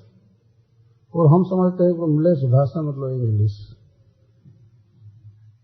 जहां तक हम अनुमान करते हैं। तो उन्होंने उस सभा में कहा युधिष्ठिर से कि युधिष्ठिर, जब जंगल में आग लगती है और कोई चूहा किसी बील में रहते हैं, तो बील के दूसरे द्वार से किसी ऐसे स्थान में निकल जाते हैं जहां जंगल नहीं रहता है, तो ये बच जाते हैं। तो क्या बोल रहे थे युधिष्ठिर महाराज समझ गए, लेकिन युधिष्ठिर महाराज बड़ों के इतना आज्ञा पालक थे कि वे कह नहीं सकते थे धृतराष्ट्र से कि हम नहीं जाएंगे। वे समझ गए कि हमको वहां मारने के लिए भेजा जा रहा है, परंतु कभी भगवान की कृपा पर भरोसा रखते थे, कभी डिनाई नहीं करते थे, ठीक है जैसी आज्ञा हो। और विदुर जी ने संकेत कर दिया कि सावधान रहना, और उन्होंने यह भी संकेत कर दिया इंग्लिश में या म्लेच्छ भाषा जो भी होगा कि वहां भीतर भवन में सुरंग बना हुआ है, और कभी आग लगे तो उस रास्ते से तुम लोग निकल जाना। ये उन्होंने बनवा दिया था, और उसमें भी सब सरकारी पैसा ही लगा था सुरंग बनाने में। विदुर जी कोई अपने फंड से नहीं बनवाए, और इसका पता धृतराष्ट्र को नहीं था। बहुत बड़ा टनल बनाया गया था जो जंगल में जाकर के निकल रहा था। और विदुर जी ने अभी कहा कि प्रथम दिन जिसमें तुम लोग जा रहे हो तो जा करके सब पहले से देख लेना कि किसी दिन संकट आएगा। तो युधिष्ठिर महाराज गए, यह वर्णन है महाभारत में, गए तो भीमसेन पहले ये कहे कि भैया देखें वो कहाँ है सुरंग। सुरंग देखा गया। ये कौरव तो आग लगाने वाले थे ही, लेकिन एक दिन की बात थी, युधिष्ठिर महाराज ने कहा कि किसी न किसी दिन हम लोगों को जलाया जाएगा इस भवन में, इसलिए भीमसेन इस घर को स्वयं ही जला करके हम लोग निकल जाए। ऐसा उन्होंने राय दिया। भीमसेन कहा ठीक है। एक दिन आग लगाए और टनल देख ही चुके थे। भीमसेन बहुत बलवान थे। आग लग गई तो वे दो भाइयों को दोनों इधर दो बगल में लिए और दो को कंधे पर और मां को पीठ पर, कुंती को, इस तरह पांचों को टांग करके चल दी सुरंग के रास्ते से। कुंती महारानी भी थी वहां, अभी विवाह नहीं हुआ था पांडवों का, लेकिन दैव जोग से वहां बरामदे में एक भीलनी जंगल की स्त्री आकर के सो गई थी, उसके 5 पुत्र भी थे। वो लोग दैव जोग ऐसा था, पांडवों को इसका पता नहीं था, जाड़ा का दिन था, आग लगी, वे लोग जल गए और ये लोग तो निकल गए। सवेरे जब हल्ला हुआ, रात में ही हल्ला हो गया होगा कि अरे आग लगी आग लगी आग लगी, तो बाद में जुटे, सवेरे देखे तो 5 भाई जल गए। कौन देखने जाए और पोस्टमार्टम करने की किसका लाश है, क्या है, कैसे, जो कुछ पता नहीं चल रहा था, वो जल गए थे। तो कहा कि ये 5 पांडव हैं और ये उनकी मां है, जल गए। और 5 पांडव तो चले गए थे दूसरी जगह, ब्राह्मण के वेश में अब वो रहने लगे एक गांव में, क्षत्रिय वेश में नहीं। वहीं पर उन्होंने ब्रीक नामक राक्षस का वध किया था भीमसेन, और उसके बाद द्रौपदी के स्वयंवर में गए थे, ब्राह्मण के वेश में ही गए थे। तो इस प्रकार जो युधिष्ठिर महाराज याद कर रहे हैं, पक्षक छाया समेधितान, हे चाचा जी, जैसे पक्षी अपने पंख की छाया से अपने अंडे की रक्षा करते हैं, बढ़ाते हैं, उस तरह से आपने हम लोगों को जिलाया और पोसा है। तो क्या कभी आपको ये स्मरण आता था कि हमने ही उन लोगों को जिलाया है, बड़ा किया है, तो ये लोग कैसे हैं? आप हमारा स्मरण करते थे कभी? अरे स्मरण नहीं करते तो आते कैसे? स्मरण तो कर ही रहे थे। वे उद्धव जी से सबका नाम ले लेकर के समाचार पूछे थे, युधिष्ठिर कैसे है, भीमसेन कैसे है। इस तरह से एक महान पुरुष के स्मृति के पथ में आने की चेष्टा वैष्णव युधिष्ठिर जैसे व्यक्ति कर रहे हैं। कोई बड़ा व्यक्ति जब किसी की याद करता है तो उसके याद मात्र से उसका उत्कर्ष होता है, जिसकी याद की जाती है। इसलिए हमारे वैदिक शास्त्रों में, ये लोक में भी ये प्रथा है। हम लोग कहते हैं किसी बड़े व्यक्ति से, आप हमारी याद कीजिएगा, कहते हैं, आप कृपया हमारी याद कीजिए, और पूछते भी हैं क्या हमारी याद करते हैं वो। और थोड़ा सा यदि समाचार मिलता, हाँ है आपके बारे में पूछ रहे थे, तो बहुत बड़ा आश्वासन मिलता है, हम धन्य हो गए। तो युधिष्ठिर महाराज पूछ रहे क्या आप हमारी याद करते थे? विषाग्ना दे और विष दिया गया भीम को, उसमें भी विदुर जी ने रक्षा किया था। विष, अग्नि, कई तरह से पांडवों को सताया गया था, विदुर जी उनकी जान बचाए थे, पाले थे, पोसे थे। तो क्या कभी आपको हमारी याद आती थी? हमारी रक्षा आपने हमारी माँ के साथ की थी, माँ भी जो बची वो आपकी कृपा से बच गई, हम लोग बच गए और बड़े हुए। कया वृत्ते वर्तितम वश्चरद्भि स्थिति मंडल क्षेत्रानि क्षेत्र मुख्या तीर्थानि क्षेत्र मुख्यानि सेवितानि भूतले। फिर दूसरा प्रश्न महाराज युधिष्ठिर कर रहे हैं, चाचा जी आप जब क्षिति मंडल पर, भूमंडल पर घूम रहे थे इधर उधर, तो आपकी जीविका क्या थी, आप क्या खाते थे? कोई व्यक्ति कहीं भी जाएगा तो भोजन आवश्यक होता है। तो जो घर में अपने रहता है तो बहुत सुंदर किचन है, जो पकाने वाले भी हैं और सब भी है, रखा हुआ है सब समय। और मान लीजिए कोई व्यक्ति राजा है और एकाएक वन में चला गया, घूम रहा है, तो पूछा जाएगा ना कैसे खाते थे आप, भोजन कैसे मिलता था? कया वृत्तिया वर्तितम वह शरद भी क्षितिमंडल है। आप जब क्षितिमंडल पर भ्रमण कर रहे थे तो आप कैसे जिए, क्या खाए, कौन खिला रहा था, क्या खा रहे थे? स्नेह से महाराज युधिष्ठिर पूछते हैं, उनको चिंता हो रही है कि एक दिन राजा थे, कितना सुख से रहे और इसके बाद कैसे कहाँ कहाँ रहे,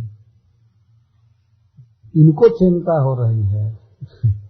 और पहले पता ही नहीं था कि विदुर जी कहाँ हैं, तो नहीं तो वो भोजन भेजते, चाहे कोई सहायता करते। तो किस तरह से आप जी रहे थे, क्या खा रहे थे? हम लोग जब इंडिया जाते हैं तो कोई कोई गांव में लोग पूछते हैं उधर खाने लायक चीज मिलता है? हम कहते हैं हाँ, हमारे बहुत से इंडियन है उधर, उनके घरों में वही चीज मिलता है जो भारत में मिलता है, प्रसाद मिलता है। तो लोग आश्चर्य करते हैं, जो कहते हैं वो तो गोमांस खाने वाले सब लोग हैं, उधर कैसे भोजन मिलता होगा, कैसे खाते हैं आप लोग? अरे भगवान सब जगह वृत्ति बनाए हैं सभी जीवों के लिए, जहाँ जाता है व्यक्ति भोजन मिलता है। कभी कभी तो अपने घर और मंदिर से बेटर मिलता है घूमने पर। मंदिर में तो वही पशु जैसे डाल देते हैं, खाइए खाइए नहीं खाइए। एक बफेट सिस्टम बनाया है ना, बफेट सिस्टम को बॉम्बे में बुफलो सिस्टम कहते, भैंस सिस्टम। जैसे पशु को डाल देते हैं, वो स्वयं ही जा करके खाना चालू करते हैं, ऐसे बस खड़ा होकर स्वयं लो लो लो लो। अरे किसी को खिला रहे हैं तो देवता है, उसको प्रेम से खिलाना चाहिए, उसको पास ले जाकर के देना, ये भारतीय सिस्टम। वह न थाली लेकर के और चंबल भर के खड़ा हो के दो, संकोच से थोड़ा लेगा और फिर अब दोबारा वो बेचारा कहीं को जाने जाए उसमें। शायद कौम खिलाने वालों की ये प्रवृत्ति होगी ऐसे। भोजन आग्रह करके कराना चाहिए, लो लो लो, लो और आग्रह, ये भारतीय कल्चर। एक बार वृंदावन में कुछ भक्त बैठे थे हम लोग खाने के लिए, एक अंग्रेज भक्त था, वहां से लेकर खड़ा था सामान। एक व्यक्ति ने कहा कि दो दो दो, तो वो खाता है, वो मांगेगा तब ना, वो जानते हैं कि मांगना चाहिए, मांगेगा तब देंगे। भारत में तो लोग भूखे रह जाते हैं लेकिन मांगते नहीं हैं।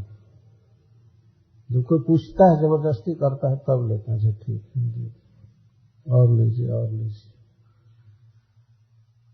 ये सब जो कल्चर है वास्तव में बना कर रखना चाहिए, नहीं तो भैंस सिस्टम एनिमल सिस्टम कहिए। ये जो खड़ा होकर देते हैं तो उनका धर्म है पूछने की, और चाहिए और लीजिए और लीजिए, पूछना नहीं चाहिए, और देने तो अपने आप कहेगा बस बस बस बस बस बस हो गया। अगर वही सिस्टम करना है तो ऐसे देना चाहिए। जो कुछ भी हो, तो विदुर जी के भोजन के विषय में बातचीत हो रही है, क्या खाए, चिंता हो रही है, कहाँ गए थे। सब चीज सब जगह तो मिलता नहीं है और सबके घर में खा भी नहीं सकते हैं आप, सभी प्रेम से खिलाते भी तो नहीं हैं। तो कहाँ खाए, कहाँ सोए, कैसे रहे, जिज्ञासा हो रही है। कया वृत्तिया वर्तित नमश्चरद भी क्षितिमंडल है। और हम जानते हैं कि आप तो तीर्थानी क्षेत्र मुख्य नहीं, आप तो तीर्थों में ही घूमे होंगे, क्योंकि आपका स्वभाव पहले से ही है, और कोई संसार का वंडरफुल चीज देखने की आपको कोई इच्छा नहीं होती। एक दिन मैं गया था सैन डिएगो, तो जिसके यहाँ गया था वो कहे कि महाराज आपको सैन डिएगो घूमने की इच्छा है? मैं कहा नहीं, यहाँ क्या मेरी इच्छा होगी घूमने की, अपना मंदिर है बस उसको देख लिया बस हो गया, और क्या देखना है। तो नहीं, वो और लोग आते हैं, विजिटर लोग बहुत देखते हैं, वो लोग देखते रहे, हम लोगों को देखने की कोई चीज नहीं थी। युधिष्ठिर महाराज स्वयं कह रहे हैं विदुर जी के लिए कि आप क्षेत्र मुख्यानि तीर्थानि, आप तीर्थों में भ्रमण किए हैं और वो भी भगवान के धाम में। भगवान के धाम को क्षेत्र कहा जाता है, जैसे पुरी को श्री क्षेत्र कहते हैं, पुरुषोत्तम क्षेत्र। क्षेत्र का अर्थ होता है खेत। अपभ्रंश भाषा में हिंदी में क्षेत्र को ही खेत कहते हैं। तो खेत में हम देखते हैं बहुत सी फसलें उत्पन्न होती हैं, उसको खाते हैं पीते हैं। भगवान के धाम को क्षेत्र इसलिए कहते हैं कि वहां पर कोई शुभ कर्म किया जाता है, भगवान का भजन आदि, दान आदि, तो वो बहुत ज्यादा प्रोडक्शन होता है उसका, उस भूमि में बहुत ज्यादा फल बनता है, इसीलिए उसको क्षेत्र कहते हैं। खेत, असली खेत। और हम लोग कमाते हैं ठीक है, लेकिन जो तीर्थ में भगवान का भजन और दान आदि करके कमाएंगे वो अक्षय होता है, अक्षय होता है, इसलिए उसको क्षेत्र कहा गया। तो आप किस किस क्षेत्र में घूमे, कहने का आशय यह भी है। अब कौन कौन तीर्थ में गए, भगवान के धाम में गए और वहां कैसे कैसे दर्शन किए। फिर कहते हैं वास्तव में आप जैसे महात्मा भगवत भक्त यदि तीर्थ में घूमे तो उससे तीर्थों को ही लाभ होता है। आपको कौन सा लाभ बाकी रह गया है। भगवत विधा भागवता तीर्थ भूता स्वयं विभो तीर्थी कुर्वन्त तीर्थानि स्वांतस्थेन गदाभृता। भगवत विधा भागवता, आप जैसे भागवत पुरुष स्वयं ही तीर्थ होते, स्वयं तीर्थ और जंगम तीर्थ हैं, चर तीर्थ, घूमने वाले तीर्थ, जहां जाते हैं वहां लोगों को तारते रहते हैं, लोगों की अशुभ वासनाएं दूर होती है, भगवान से प्रेम बढ़ता है, इसको तीर्थ कहते हैं। तीर्थ का अर्थ होता है जो तार दे, ऊपर उठा दे, इसको तीर्थ कहते हैं। तो आप जैसे भागवत पुरुष स्वयं है तीर्थ। आप जैसे किमुत भव, आप जैसे भागवत तीर्थ हैं, आपके विषय में तो कहना ही क्या है, आप तो और श्रेष्ठ। क्या विशेषता होती है विदुर जी जैसे भागवत पुरुष में? स्वांतस्थेन गदाधरता, स्व अंतस्थ, उनके अंतः में, हृदय में गदाधर भगवान रहते हैं, सदा विश्राम करते। गदाधर, गया जी में जो भगवान विराजते हैं उनको गदाधर कहते हैं। तो पाप नष्ट करने में गया जी का बहुत बड़ा महत्व है। यदि पूर्वजों से कोई भूल चूक रह गई है, पाप रह गया है, तो वहां भगवान के धाम में पिंडदान आदि करने से उनके सारे पाप माफ कर दिए जाते। वैष्णवों के हृदय में तो सदा गोविंद का विश्राम रहता है। तुम्हारा हृदय सदा गोविंद विश्राम, गोविंद कहे न मोर वैष्णव पराण। तो स्वांतस्थेन गदाधरता, अपने हृदय में गदाधर भगवान को लेकर के आप लोग चलते हैं, इस बल से तीर्थी कुर्वन्त तीर्थानि, तीर्थों को भी सुतीर्थ बना देते हैं आप लोग। युधिष्ठिर महाराज का उद्गार, तीर्थों में आप जैसा महान वैष्णव जाए तो तीर्थों को ही लाभ है। और वास्तव में यह बात बिल्कुल उचित है। तीर्थों में सबसे श्रेष्ठ तीर्थ है गंगा जी, जो भगवान के चरणों से निकली हैं। लेकिन गंगा जी इस पृथ्वी पर आ नहीं रही थी। उनको बहुत डर लग रहा था कि इस पृथ्वी पर तो बहुत पापी भरे पड़े हैं, वेद शास्त्र की आज्ञा का पालन नहीं करते हैं, खान पान बिगड़ा है और भी आचार भ्रष्ट, सब आया करके मुझ में स्नान करेंगे। स्नान करेंगे तो उनका पाप धोते धोते मेरी शक्ति थक जाएगी, मैं मलिन हो जाऊंगी। इसलिए मैं नहीं जाऊंगी। भगीरथ जी से गंगा जी ने साफ कह दिया, मैं नहीं जाऊंगी। और दूसरी बात है कि मैं जब इतने वेग से गिरूंगी तो मेरा कोई वेग धारण करने वाला चाहिए, नहीं तो मैं पृथ्वी को फोड़कर पाताल चले जाऊंगी। तो फिर भगीरथ जी भगवान शिव को प्रसन्न किए गंगा जी का वेग धारण करने के लिए, और उन्होंने गंगा जी से कहा कि आप चिंता मत कीजिए, पापी लोग दुनिया से आप में स्नान करने आएंगे तो विष्णु के भक्त भी आएंगे स्नान करने के लिए, बिल्कुल शुद्ध भक्त जिनमें कोई कामना वासना कुछ नहीं है।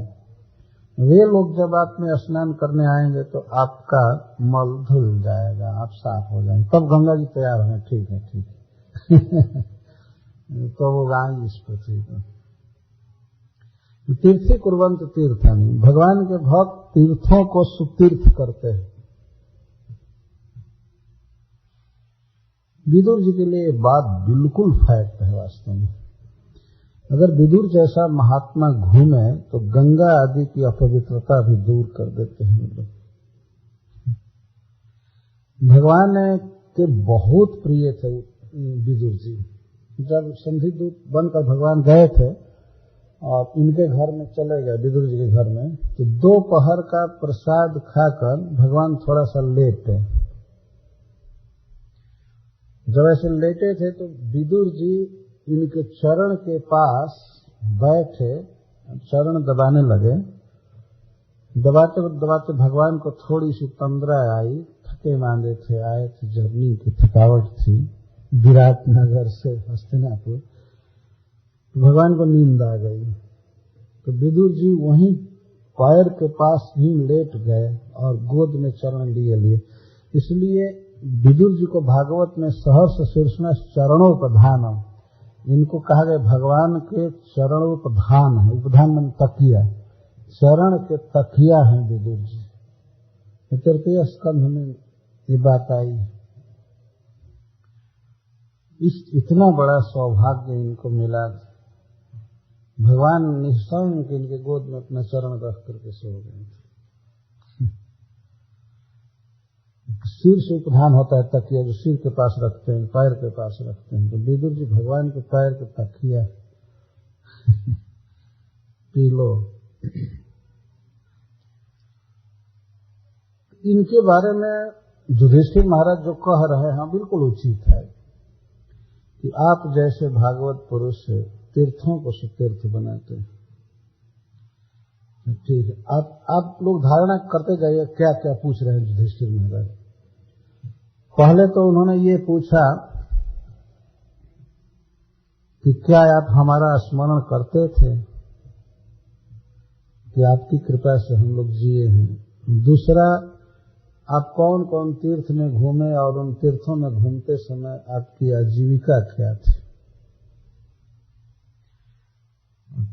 तीसरी उक्ति कह रहे हैं कि आप जैसे भागवत पुरुष स्वयं ही तीर्थ होते हैं, क्योंकि आपके हृदय में भगवान विराजते हैं, तो उनकी कृपा से आप लोग तीर्थों को भी सुतीर्थ करते हैं। सबसे पावन वैष्णव होते हैं, उनके संग से, वचन श्रवण से व्यक्ति शुद्ध हो जाते हैं।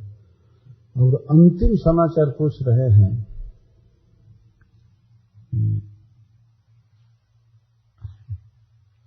अपि नः सुहृदस्तात बांधवः कृष्ण देवतः दृष्टा श्रुता वा जदव स्वपूर्याम सुखमासते। जहाँ जिस व्यक्ति की आसक्ति होती है उसी की बात तो पूछता है।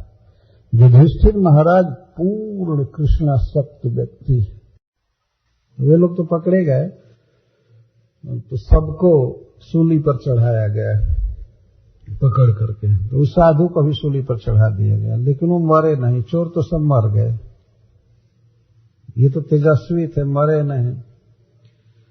फिर राजा को सूचना दी गई कि अरे वो तो साधु मर नहीं रहा है।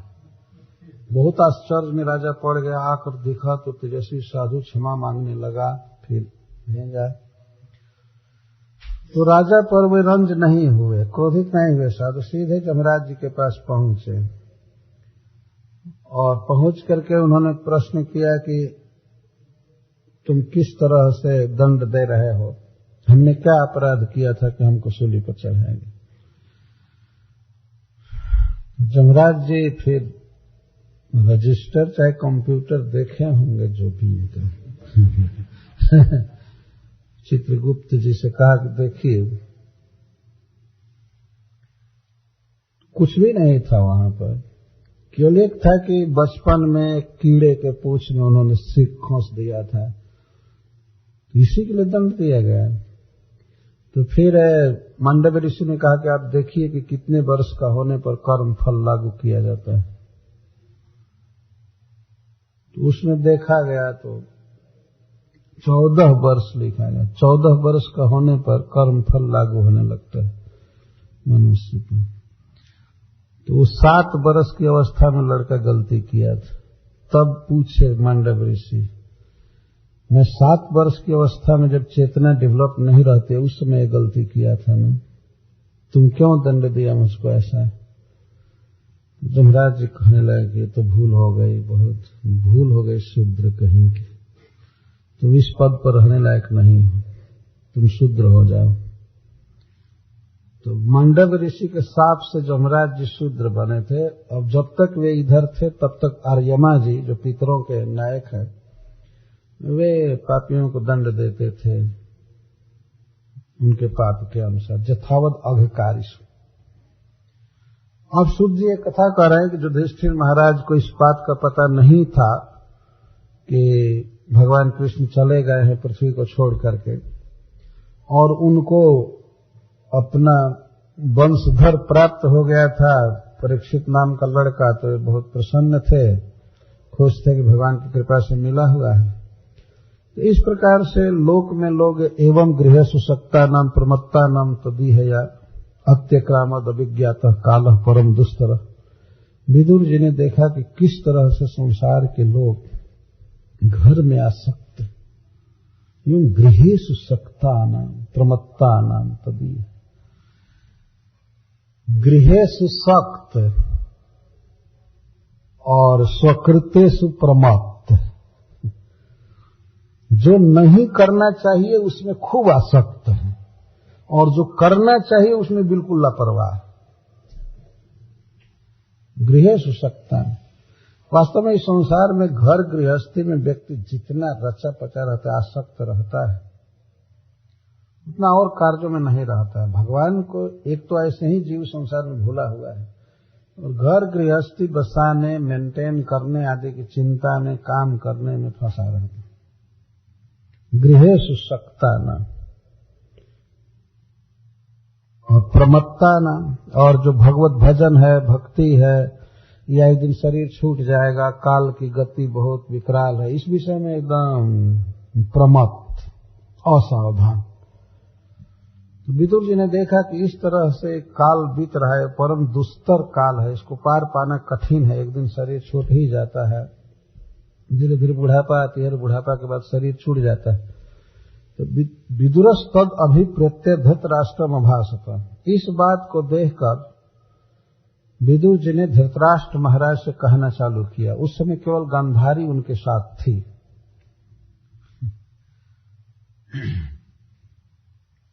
अथवा गंधारी कहीं दूसरी जगह होगी। तो धृतराष्ट्र महाराज से कहने लगे, किसी भी मनुष्य को ये विचार जरूर करना चाहिए कि हमारा जीवन किस तरह मृत्यु के मुख में जा रहा है, काल कितना आयु खा गया। अब जो लोग 45, 50 से 55 वर्ष के हैं, तो 55 वर्ष तो गया ना, और सबसे सुंदर दिन चला गया। अब तो केवल टॉयलेट जाने भर समय बाकी रहा। अरे बुढ़ापा में घर के लोग प्रशंसा करते हैं उस बूढ़े की और कहते हैं अभी तो बिना किसी की सहायता के टॉयलेट चले जाते हैं, बहुत भारी पुरुषार्थ कमा रहे हैं, तो खुश होते हैं, अभी तो बहुत अच्छे हैं। बस इतना ही सक्सेसफुल जीवन रहेगा कि अपने से चले जाए बाथरूम, शौच आदि कर लें, बस तो शरीर उतना ही बाकी रहा ना। जो भगवत भजन है उसमें लोग प्रमत्त रहते हैं, असावधान। किसी कार्य जप करते हैं, हाँ करते हैं, कितने 1 राउंड, जो 1 राउंड करते हैं, और काम कितने राउंड कर लेते हैं, है ना। मंडे से फ्राइडे तक कितना काम लोग करते हैं, क्या क्या।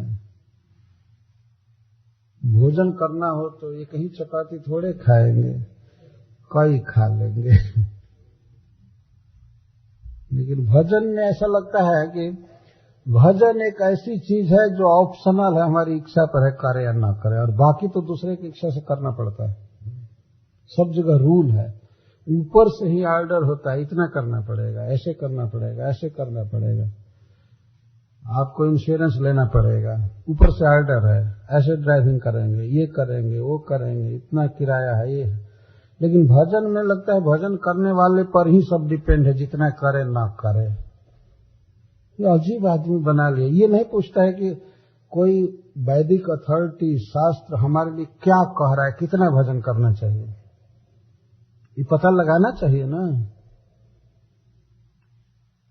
तो रोड पर जाइए, रोड पर भी आप बाध्य हैं, इतना से ज्यादा नहीं चला सकते, इतना स्पीड से ज्यादा नहीं चला सकते, और कहीं कहीं तो हमने देखा कि इतना से कम नहीं चला सकते। अब कोई हाईवे पर जाए और 10 माइल पर आवर की स्पीड से चले और कहे कि हम ऐसे ही चलेंगे, तो टिकट मिल जाएगा, ठीक है चलिए, लेकिन फिर बाद में चल नहीं पाएंगे, लाइसेंस भी जब्त हो जाएगा। लेकिन एक भक्ति ऐसी है जिसमें आदमी कहते नहीं, हम इतना ही कर सकते हैं, मुझे टाइम नहीं है, मुझे ये करना है, मुझे वो करना है। तो सब जमराज जी बताएंगे लास्ट में, सारा टिकट एक जगह इकट्ठा होगा और के लिए बाध्य, दूसरा कोई निश्चित करेगा, भजन बस हम अपने मन से निश्चित करेंगे, कब जगना है, कब सोना है, क्या खाना, कैसे पहनना, क्या है। तो इसको प्रमत्त कहते हैं, असावधान होना। मरने से पहले भगवान में चित्त पूरा लगना चाहिए, भगवान की भक्ति में, तब शुभ गति होती है। नहीं तो संसार में चेतना रह गई और शरीर छूट गया तो बहुत बड़ा घाटा है, बहुत बड़ी हानि होती है। विदुर जी इस बात को देखे, खासकर धृतराष्ट्र महाराज के विषय में, तम अभाषत, विदुर जी ने कहा, राजन निर्गम्यताम शीघ्रम पश्येदम भयम आगतम। हे महाराज, हे राजन, निर्गम्यता, निकलिए, निकलिए घर से, निकलिए, निर्गम्यता। और संबोधन कर रहे हैं राजन। धृतराष्ट्र उस समय राजा नहीं है, लेकिन पहले के उनके राजापना के अभिमान को उभार रहे हैं कि राजा है ना, आज निकलिए, निकलिए। अब तो राजा है नहीं ना, अब तो राजा नहीं है ना, एक दिन राजा थे और आज दूसरे की कृपा पर जी रहे हैं, छी छी। ऐसा आदमी के हृदय में हुक लग जाती है। प्रत्येक व्यक्ति वास्तव में अपना पोजीशन रखना चाहता है। हमने भारतवर्ष में देखा है, जब कोई व्यक्ति अब प्राइम मिनिस्टर नहीं रहता है, राष्ट्रपति नहीं रहता है, या कोई साधारण विधायक, सांसद भी नहीं रहता है, तो ये लिख करके संतोष करता है कि भूतपूर्व सांसद। चलो, एक अहम का पोषण होता है, पहले था अब भले नहीं।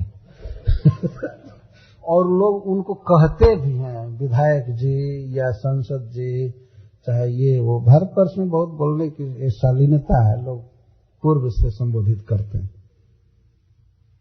तो यहाँ राजन संबोधन किया जा रहा है धृतराष्ट्र महाराज। कोई राजा नहीं है इस समय, परिवार का ही कोई नहीं बचा है, राजा क्या होंगे। तो राजा शब्द दिया जा रहा है कि हृदय में हुक लग जाए, दुख लगे कि हाय रे, मैं आज किस दशा में हो गया।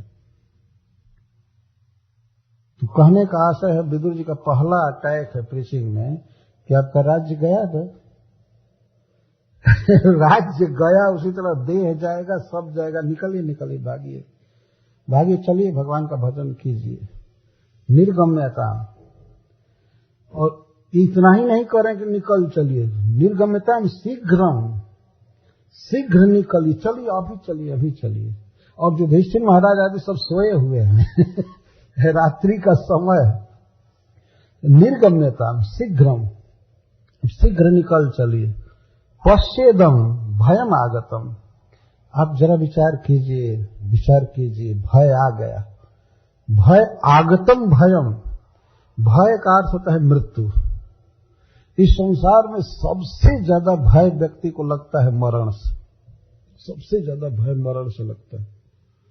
अब कोई अस्पताल में भर्ती हुआ हो तो जी रहा है, स्वजन पूछते हैं कैसे हैं, ठीक है जी रहे हैं, लेकिन भय लगा रहता है कहीं वो न हो जाए, कहीं मरण न हो जाए। मरण से भय लगता है, डरती है रूह यारो और जी भी कांपता है। मरने का नाम मत लो, मरना बुरी बला है। मरना भय, भागवत में भय शब्द मरण को कहा गया। तो विदुर जी कह रहे देखिए मरण आ चुका है, आ चुका मरण, अब चलिए निकलिए निकलिए निकलिए। तो निर्गम्यताम शीघ्रम पश्येदम भयम आगतम, जल्दी निकलिए। वो जोर से नहीं बोल रहे हैं, धीरे धीरे बोल रहे हैं, जल्दी निकलिए निकलिए, भय आ गया, आपकी मरने का समय आ गया। तो धृतराष्ट्र महाराज कहते हैं विदुर, मरने का समय आ गया तो मरण का प्रतिक्रिया करना चाहिए ना, उसको काउंटर करने का कोई उपाय करना चाहिए जो मृत्यु को रोका जाए। भागने से थोड़े मृत्यु छोड़ेगी तो कोई उपाय किया जाए ना, प्रतिक्रिया करनी चाहिए ना। जैसे मान लीजिए शीत पड़ रहा है तो कोई हीटर जलाना, आग जलाना, बीमार पड़ गए तो मेडिसिन लेना, इसको प्रतिक्रिया कहते हैं। तो जो मरण आने वाला है तो उसको रोकने का उपाय करना चाहिए ना, प्रतिक्रिया करनी चाहिए ना। तब विदुर जी कहते हैं प्रतिक्रिया में जस्य है, कुतश्चित करेचित प्रभु, हे प्रभु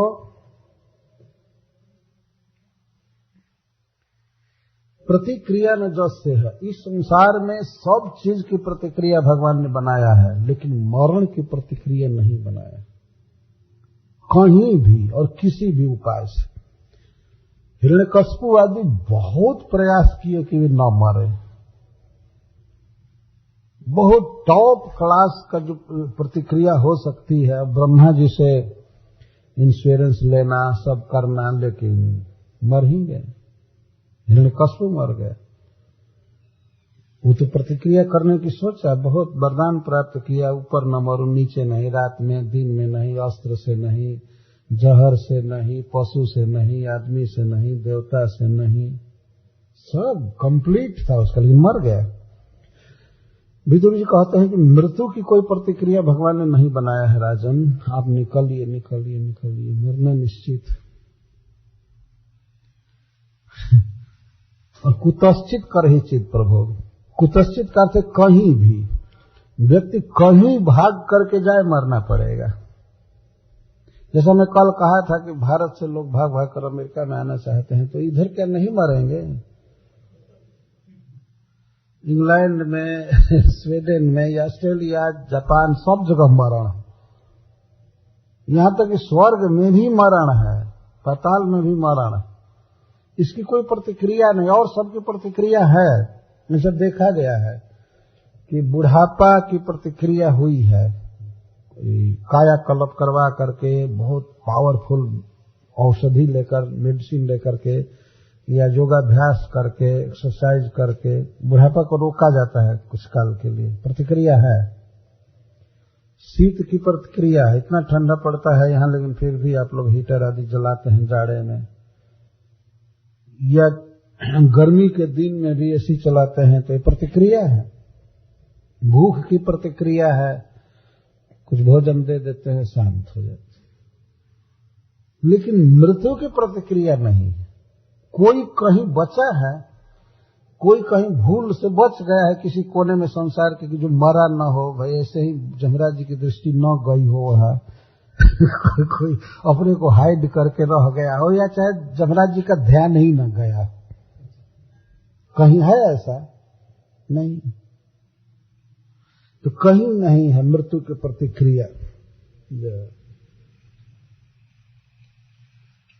कुतश्चित करहिचित प्रभु, हे प्रभु, हे समर्थ, हे भाई, आप समझ सकते हैं आपको प्रज्ञा चक्षु कहा जाता है।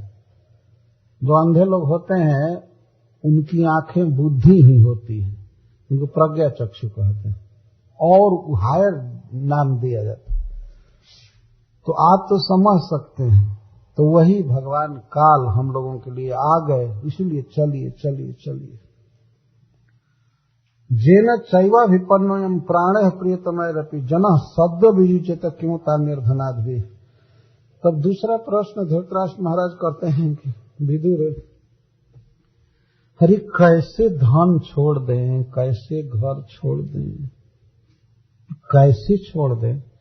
अरे महाराज, प्रिय शरीर भी छोड़ना पड़ेगा। अभी आप धन आदि की बात कर रहे हैं। जेन चैवाभिपन्नोयम प्राणः प्रियतमैरपि जनः सद्यो वियुज्यत किमुता निर्धनाद् भी। उस मृत्यु के वश में होकर के व्यक्ति को अपने प्रियतम प्राण से भी हाथ धोना पड़ता है। इस शरीर को प्राण पूरा कहा जा रहा है। कितना प्रिय शरीर है, ये शरीर भी छूट जाता है जीव। इस प्रियतम शरीर यह भी छूट जाता है। किमुता निर्धनाद् भी, फिर धन आदि छूट जाए तो इसमें क्या आश्चर्य की बात। आप कहते हैं धन छूट जाएगा, ये छूट जाएगा। अरे आपका क्या नहीं छूट गया है, आप बताइए। ये रात्रि के समय विदुर जी उनको समझा रहे हैं, कुछ बाकी है आपका, क्या नहीं छूट गया आपका। और आप कहते हैं कि धन छूट जाएगा, ये छूट जाएगा। देह छूटने वाला है, अभी धन की चिंता कर रहे हैं। ये छूट जाएगा, वो छूट जाएगा। आप जरा विचार कीजिए, पितृ मातृ सुहित पुत्र हतास्ते विगतम भया। आपके पिता तो नहीं रहे ना, विचित्र वीर्य मर गए ना। अपने पिता को भी कह रहे थे पितृ का अर्थ पिता या पितामह। भीष्म पितामह चले गए, विचित्र वीर्य चले गए, पूर्वज जितने थे सब चले गए, आपके सामने ही चले गए ना। पितृ भ्रातृ भाई भी मर गए। पांडु महाराज भाई थे और दूसरे जो इनडायरेक्ट भाई थे सब गए ना इस महाभारत युद्ध में। सुहृत अपने जितने संबंधी थे सब मर गए, यहां तक कि पुत्र, आपके 100 पुत्र यहीं मर गए ना, सब तो छूट ही गया। और फिर आप कहते धन छूट जाएगा, घर छूट जाएगा। अरे बाप रे बाप, इस तरह से आसक्ति। पुत्र मर गए ना, पहले के जो जन्म लिए थे वे मर गए, बाद में जो जन्म लिए थे वे मर गए, तो बीच में आप क्या अमर रहेंगे? आप जरा विचार कीजिए। ऐसा मनुष्य को दिन देखना पड़ता है वास्तव में। अपने ही हाथ से पिता को भी श्मशान में ले गए और पुत्र को भी ले जाना पड़ता है, फिर भी आदमी संसार को भोगने में ही पड़ा रहता है, सोचता है मैं नहीं मरूंगा। ऐसा होता है कभी कभी। और धृतराष्ट्र महाराज तो ऐसे पिता हैं कि उनके सामने ही उनके 100 बेटे मारे गए कुरुक्षेत्र में, जिसके 100 पुत्र मारे गए, बाद में जन्म लेने वाले, और पहले के पिता भाई सब मर गए। और वो बिना आंख के है, उसकी आसक्ति देखिए। फिर आंख वाला कितना आसक्त होगा, जो बेटा का चेहरा देखता है। वो तो धृतराष्ट्र कभी देखे ही नहीं थे और फिर भी इतना आसक्त थे। पूछते थे दुर्योधन क्या तुम्हारा विचार है, इस समय क्या करना चाहते हैं? वो कहता था पिताजी आप पागल हो गए हैं। जब पांडवों का धन छीना था, द्रौपदी को अपमानित किया था, तो उसने कहा था आपको पता नहीं है कितना मेहनत से धन कमाया जाता है। पांडवों का धन जुआ में लिया था, जैसे लिया था ना, आपने लौटा दिया, बहुत गलत किया। यदि रोज रोज पैसा न आवे तो हिमालय जैसी राशि भी खर्च होने में देर नहीं लगती है। आपको पता है इतना मेहनत से हम लोग धन कमाते हैं, बस आप युधिष्ठिर को लौटा दिए। तो अच्छा ठीक है, तब क्या किया जाए? तो कहता है फिर से जुआ खेलने के लिए बुलाइए। तो उसी समय वो विदुर जी को भेजे धृतराष्ट्र, जाओ जाओ बुलाओ उसको जुआ खेलने के लिए। इस वर्ष 12 वर्ष का वनवास और 1 वर्ष अज्ञातवास। फिर वो लोग जीते ही, पांडव हार गए वन में। मैं कह रहा हूं जिसकी आंख नहीं है जन्म से ही, वह अपने बेटा में इतना आसक्त है, कभी फोटो नहीं देखा तो जो लोग रोज देख रहे हैं उन कितने आसक्त होंगे। तो भाई चले गए, पिता माता सब चले गए, सुहृद पुत्र हतास्ते विगतम वय, और आपकी जवानी भी तो गई ना, उम्र तो बीत गया, ते वयः विगत वयम विगत, उम्र भी चली गई। आत्मा च जरयाग्रस्त, शरीर तो बुढ़ापा से ग्रस्त हो गया, पर गेहम उपास से। और आपको पता है आप किसके घर में टिके हुए हैं? आप अपने दुश्मन के घर में रह रहे हैं महाराज। जिन लोगों ने आपके पुत्रों को मारा है और आपने जिनको कितना दुख दिया, आपको शर्म आना चाहिए इस घर में रहने में। कैसे आप यहाँ रह गए? पर गेहम उपास से, पर मतलब शत्रु, शत्रु के घर में आप रह रहे हैं। अरे ऐसे जीवन से मर जाना अच्छा होता है। कैसे आपके मुख में भोजन जा रहा है। और फिर कहते अंधा पुराई वो बधिरो। एक श्लोक है अलग से, इसमें पाठ भेद है। एक तो आप जन्म से ही अंधा है, आंख है ही नहीं, और बधिर, अब इस समय बहरा भी हो गए हैं। जोर से बोला जाता है तब आप सुन रहे हैं। तो आंख पहल जन्म से ही नहीं, कान इस समय चला गया, अंधा पुराई वो बधिरो, मंद प्रज्ञा से सांप्रतम। और महाराज मैं तो ये कह रहा हूं कि इस समय आपकी बुद्धि भी कम हो गई, मंद प्रज्ञा हो गई। पहले आप किसी बात को समझते तो आप तो बिल्कुल नहीं समझ पाते, मंद प्रज्ञा। और विषीर्ण दंत मंदाग्नि सरागह कफमुद्भव, और आपके दांत तो एक भी नहीं है मुंह में। विशीर्ण दंत, दांत सब विशीर्ण हो गए। मंदाग्नि, और आपको भोजन भी अब पच नहीं रहा है। जब देखते हैं तब शौचालय नहीं जाते हैं, पच भी नहीं रहा। सरागह कफम उद्वहन, और कफम उद्वहन, बहुत ज्यादा कफ निकाल रहे हैं। बुढ़ापा में बहुत कफ आता है, थूकता रहता है हमें। फिर भी सराग, फिर भी आप राग के साथ इस घर में पड़े हुए हैं। हाय हाय, मनुष्य को जीने की कितनी लालसा होती है, इस लालसा में आग लगे। अरे आप भीम के हाथ से दिया हुआ भोजन खाते, जो भीम आपके 100 पुत्रों को मारा है, ये खाने लायक भोजन है।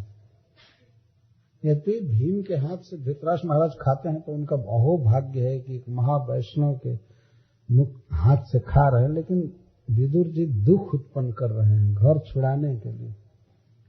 अहो महीयसी जंतुर जीविताशा दुरत्यया, जीविताशा जया भवान भीमापवर्जितम पिंडमादते गृहपालो।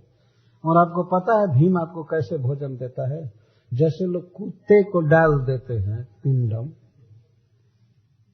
और कुत्ता खाने लगता है, उसी तरह से छी छी भीम का दिया हुआ भोजन आप खाते। भीम वास्तव में प्रेम से खिलाते थे उनको, बहुत आग्रह से। अपवर्जित मतलब फेंकते नहीं थे, लेकिन दुख लगने के लिए कह देते। इस संसार में कुत्ता एक ऐसा जानवर है जो खिलाने वाले की बहुत फ्लैटरी करता है, पूछ डुलाना ये करना, आखिर खाना है लेकिन खूब खुशामद करके खाता है। देखे हैं ना, डालने के पहले ही कैसे दीन भाव से हो करके पूछ डुलाना है डालना। और इस संसार में एक ऐसा जानवर है हाथी, कि खाने के लिए उसकी खुशामद करनी पड़ती है। हमने देखा है कई बार आंख से। वो महावत जो होता है हाथी को चलाने वाला, डालता है तो खाता नहीं है, उसको सहलाता है, उसके सूंड को हाथ को मनाता है कि खा लो खा लो, तब खाता है। ऐसे वास्तव में होना चाहिए, कोई मनावे आग्रह करे तब खाना चाहिए।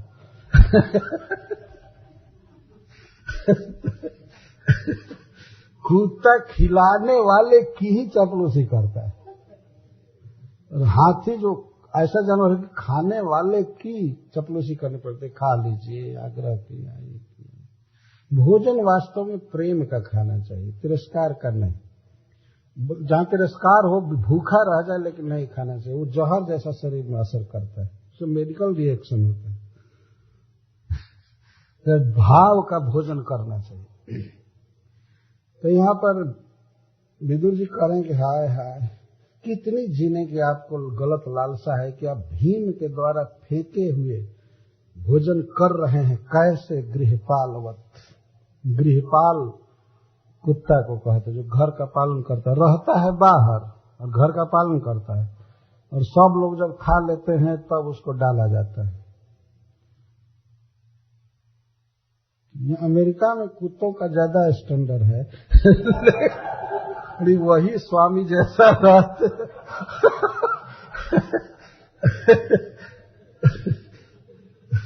इसीलिए ये कथा इधर के लोग नहीं समझ पाएंगे। भारत में जो जन्मे हैं वो समझेंगे कि हाँ किस तरह से कुत्ता तिरस्कार से खिलाया जाता है और बहुत प्रेम से खाता है। और किसके हाथ का दिया हुआ खा रहे हैं? अग्नि निशिष्टो दत्तश्च गरो दाराश्च जोषिता, जिनको जलाने के लिए आपने आग लगाया लक्षा भवन में। यदि धृतराष्ट्र नहीं लगाए थे, लेकिन लगाने वाले थे ही, इसलिए आग लगाने का जो पाप है उनको लगा था इंटेंशन देखा जाता है ना।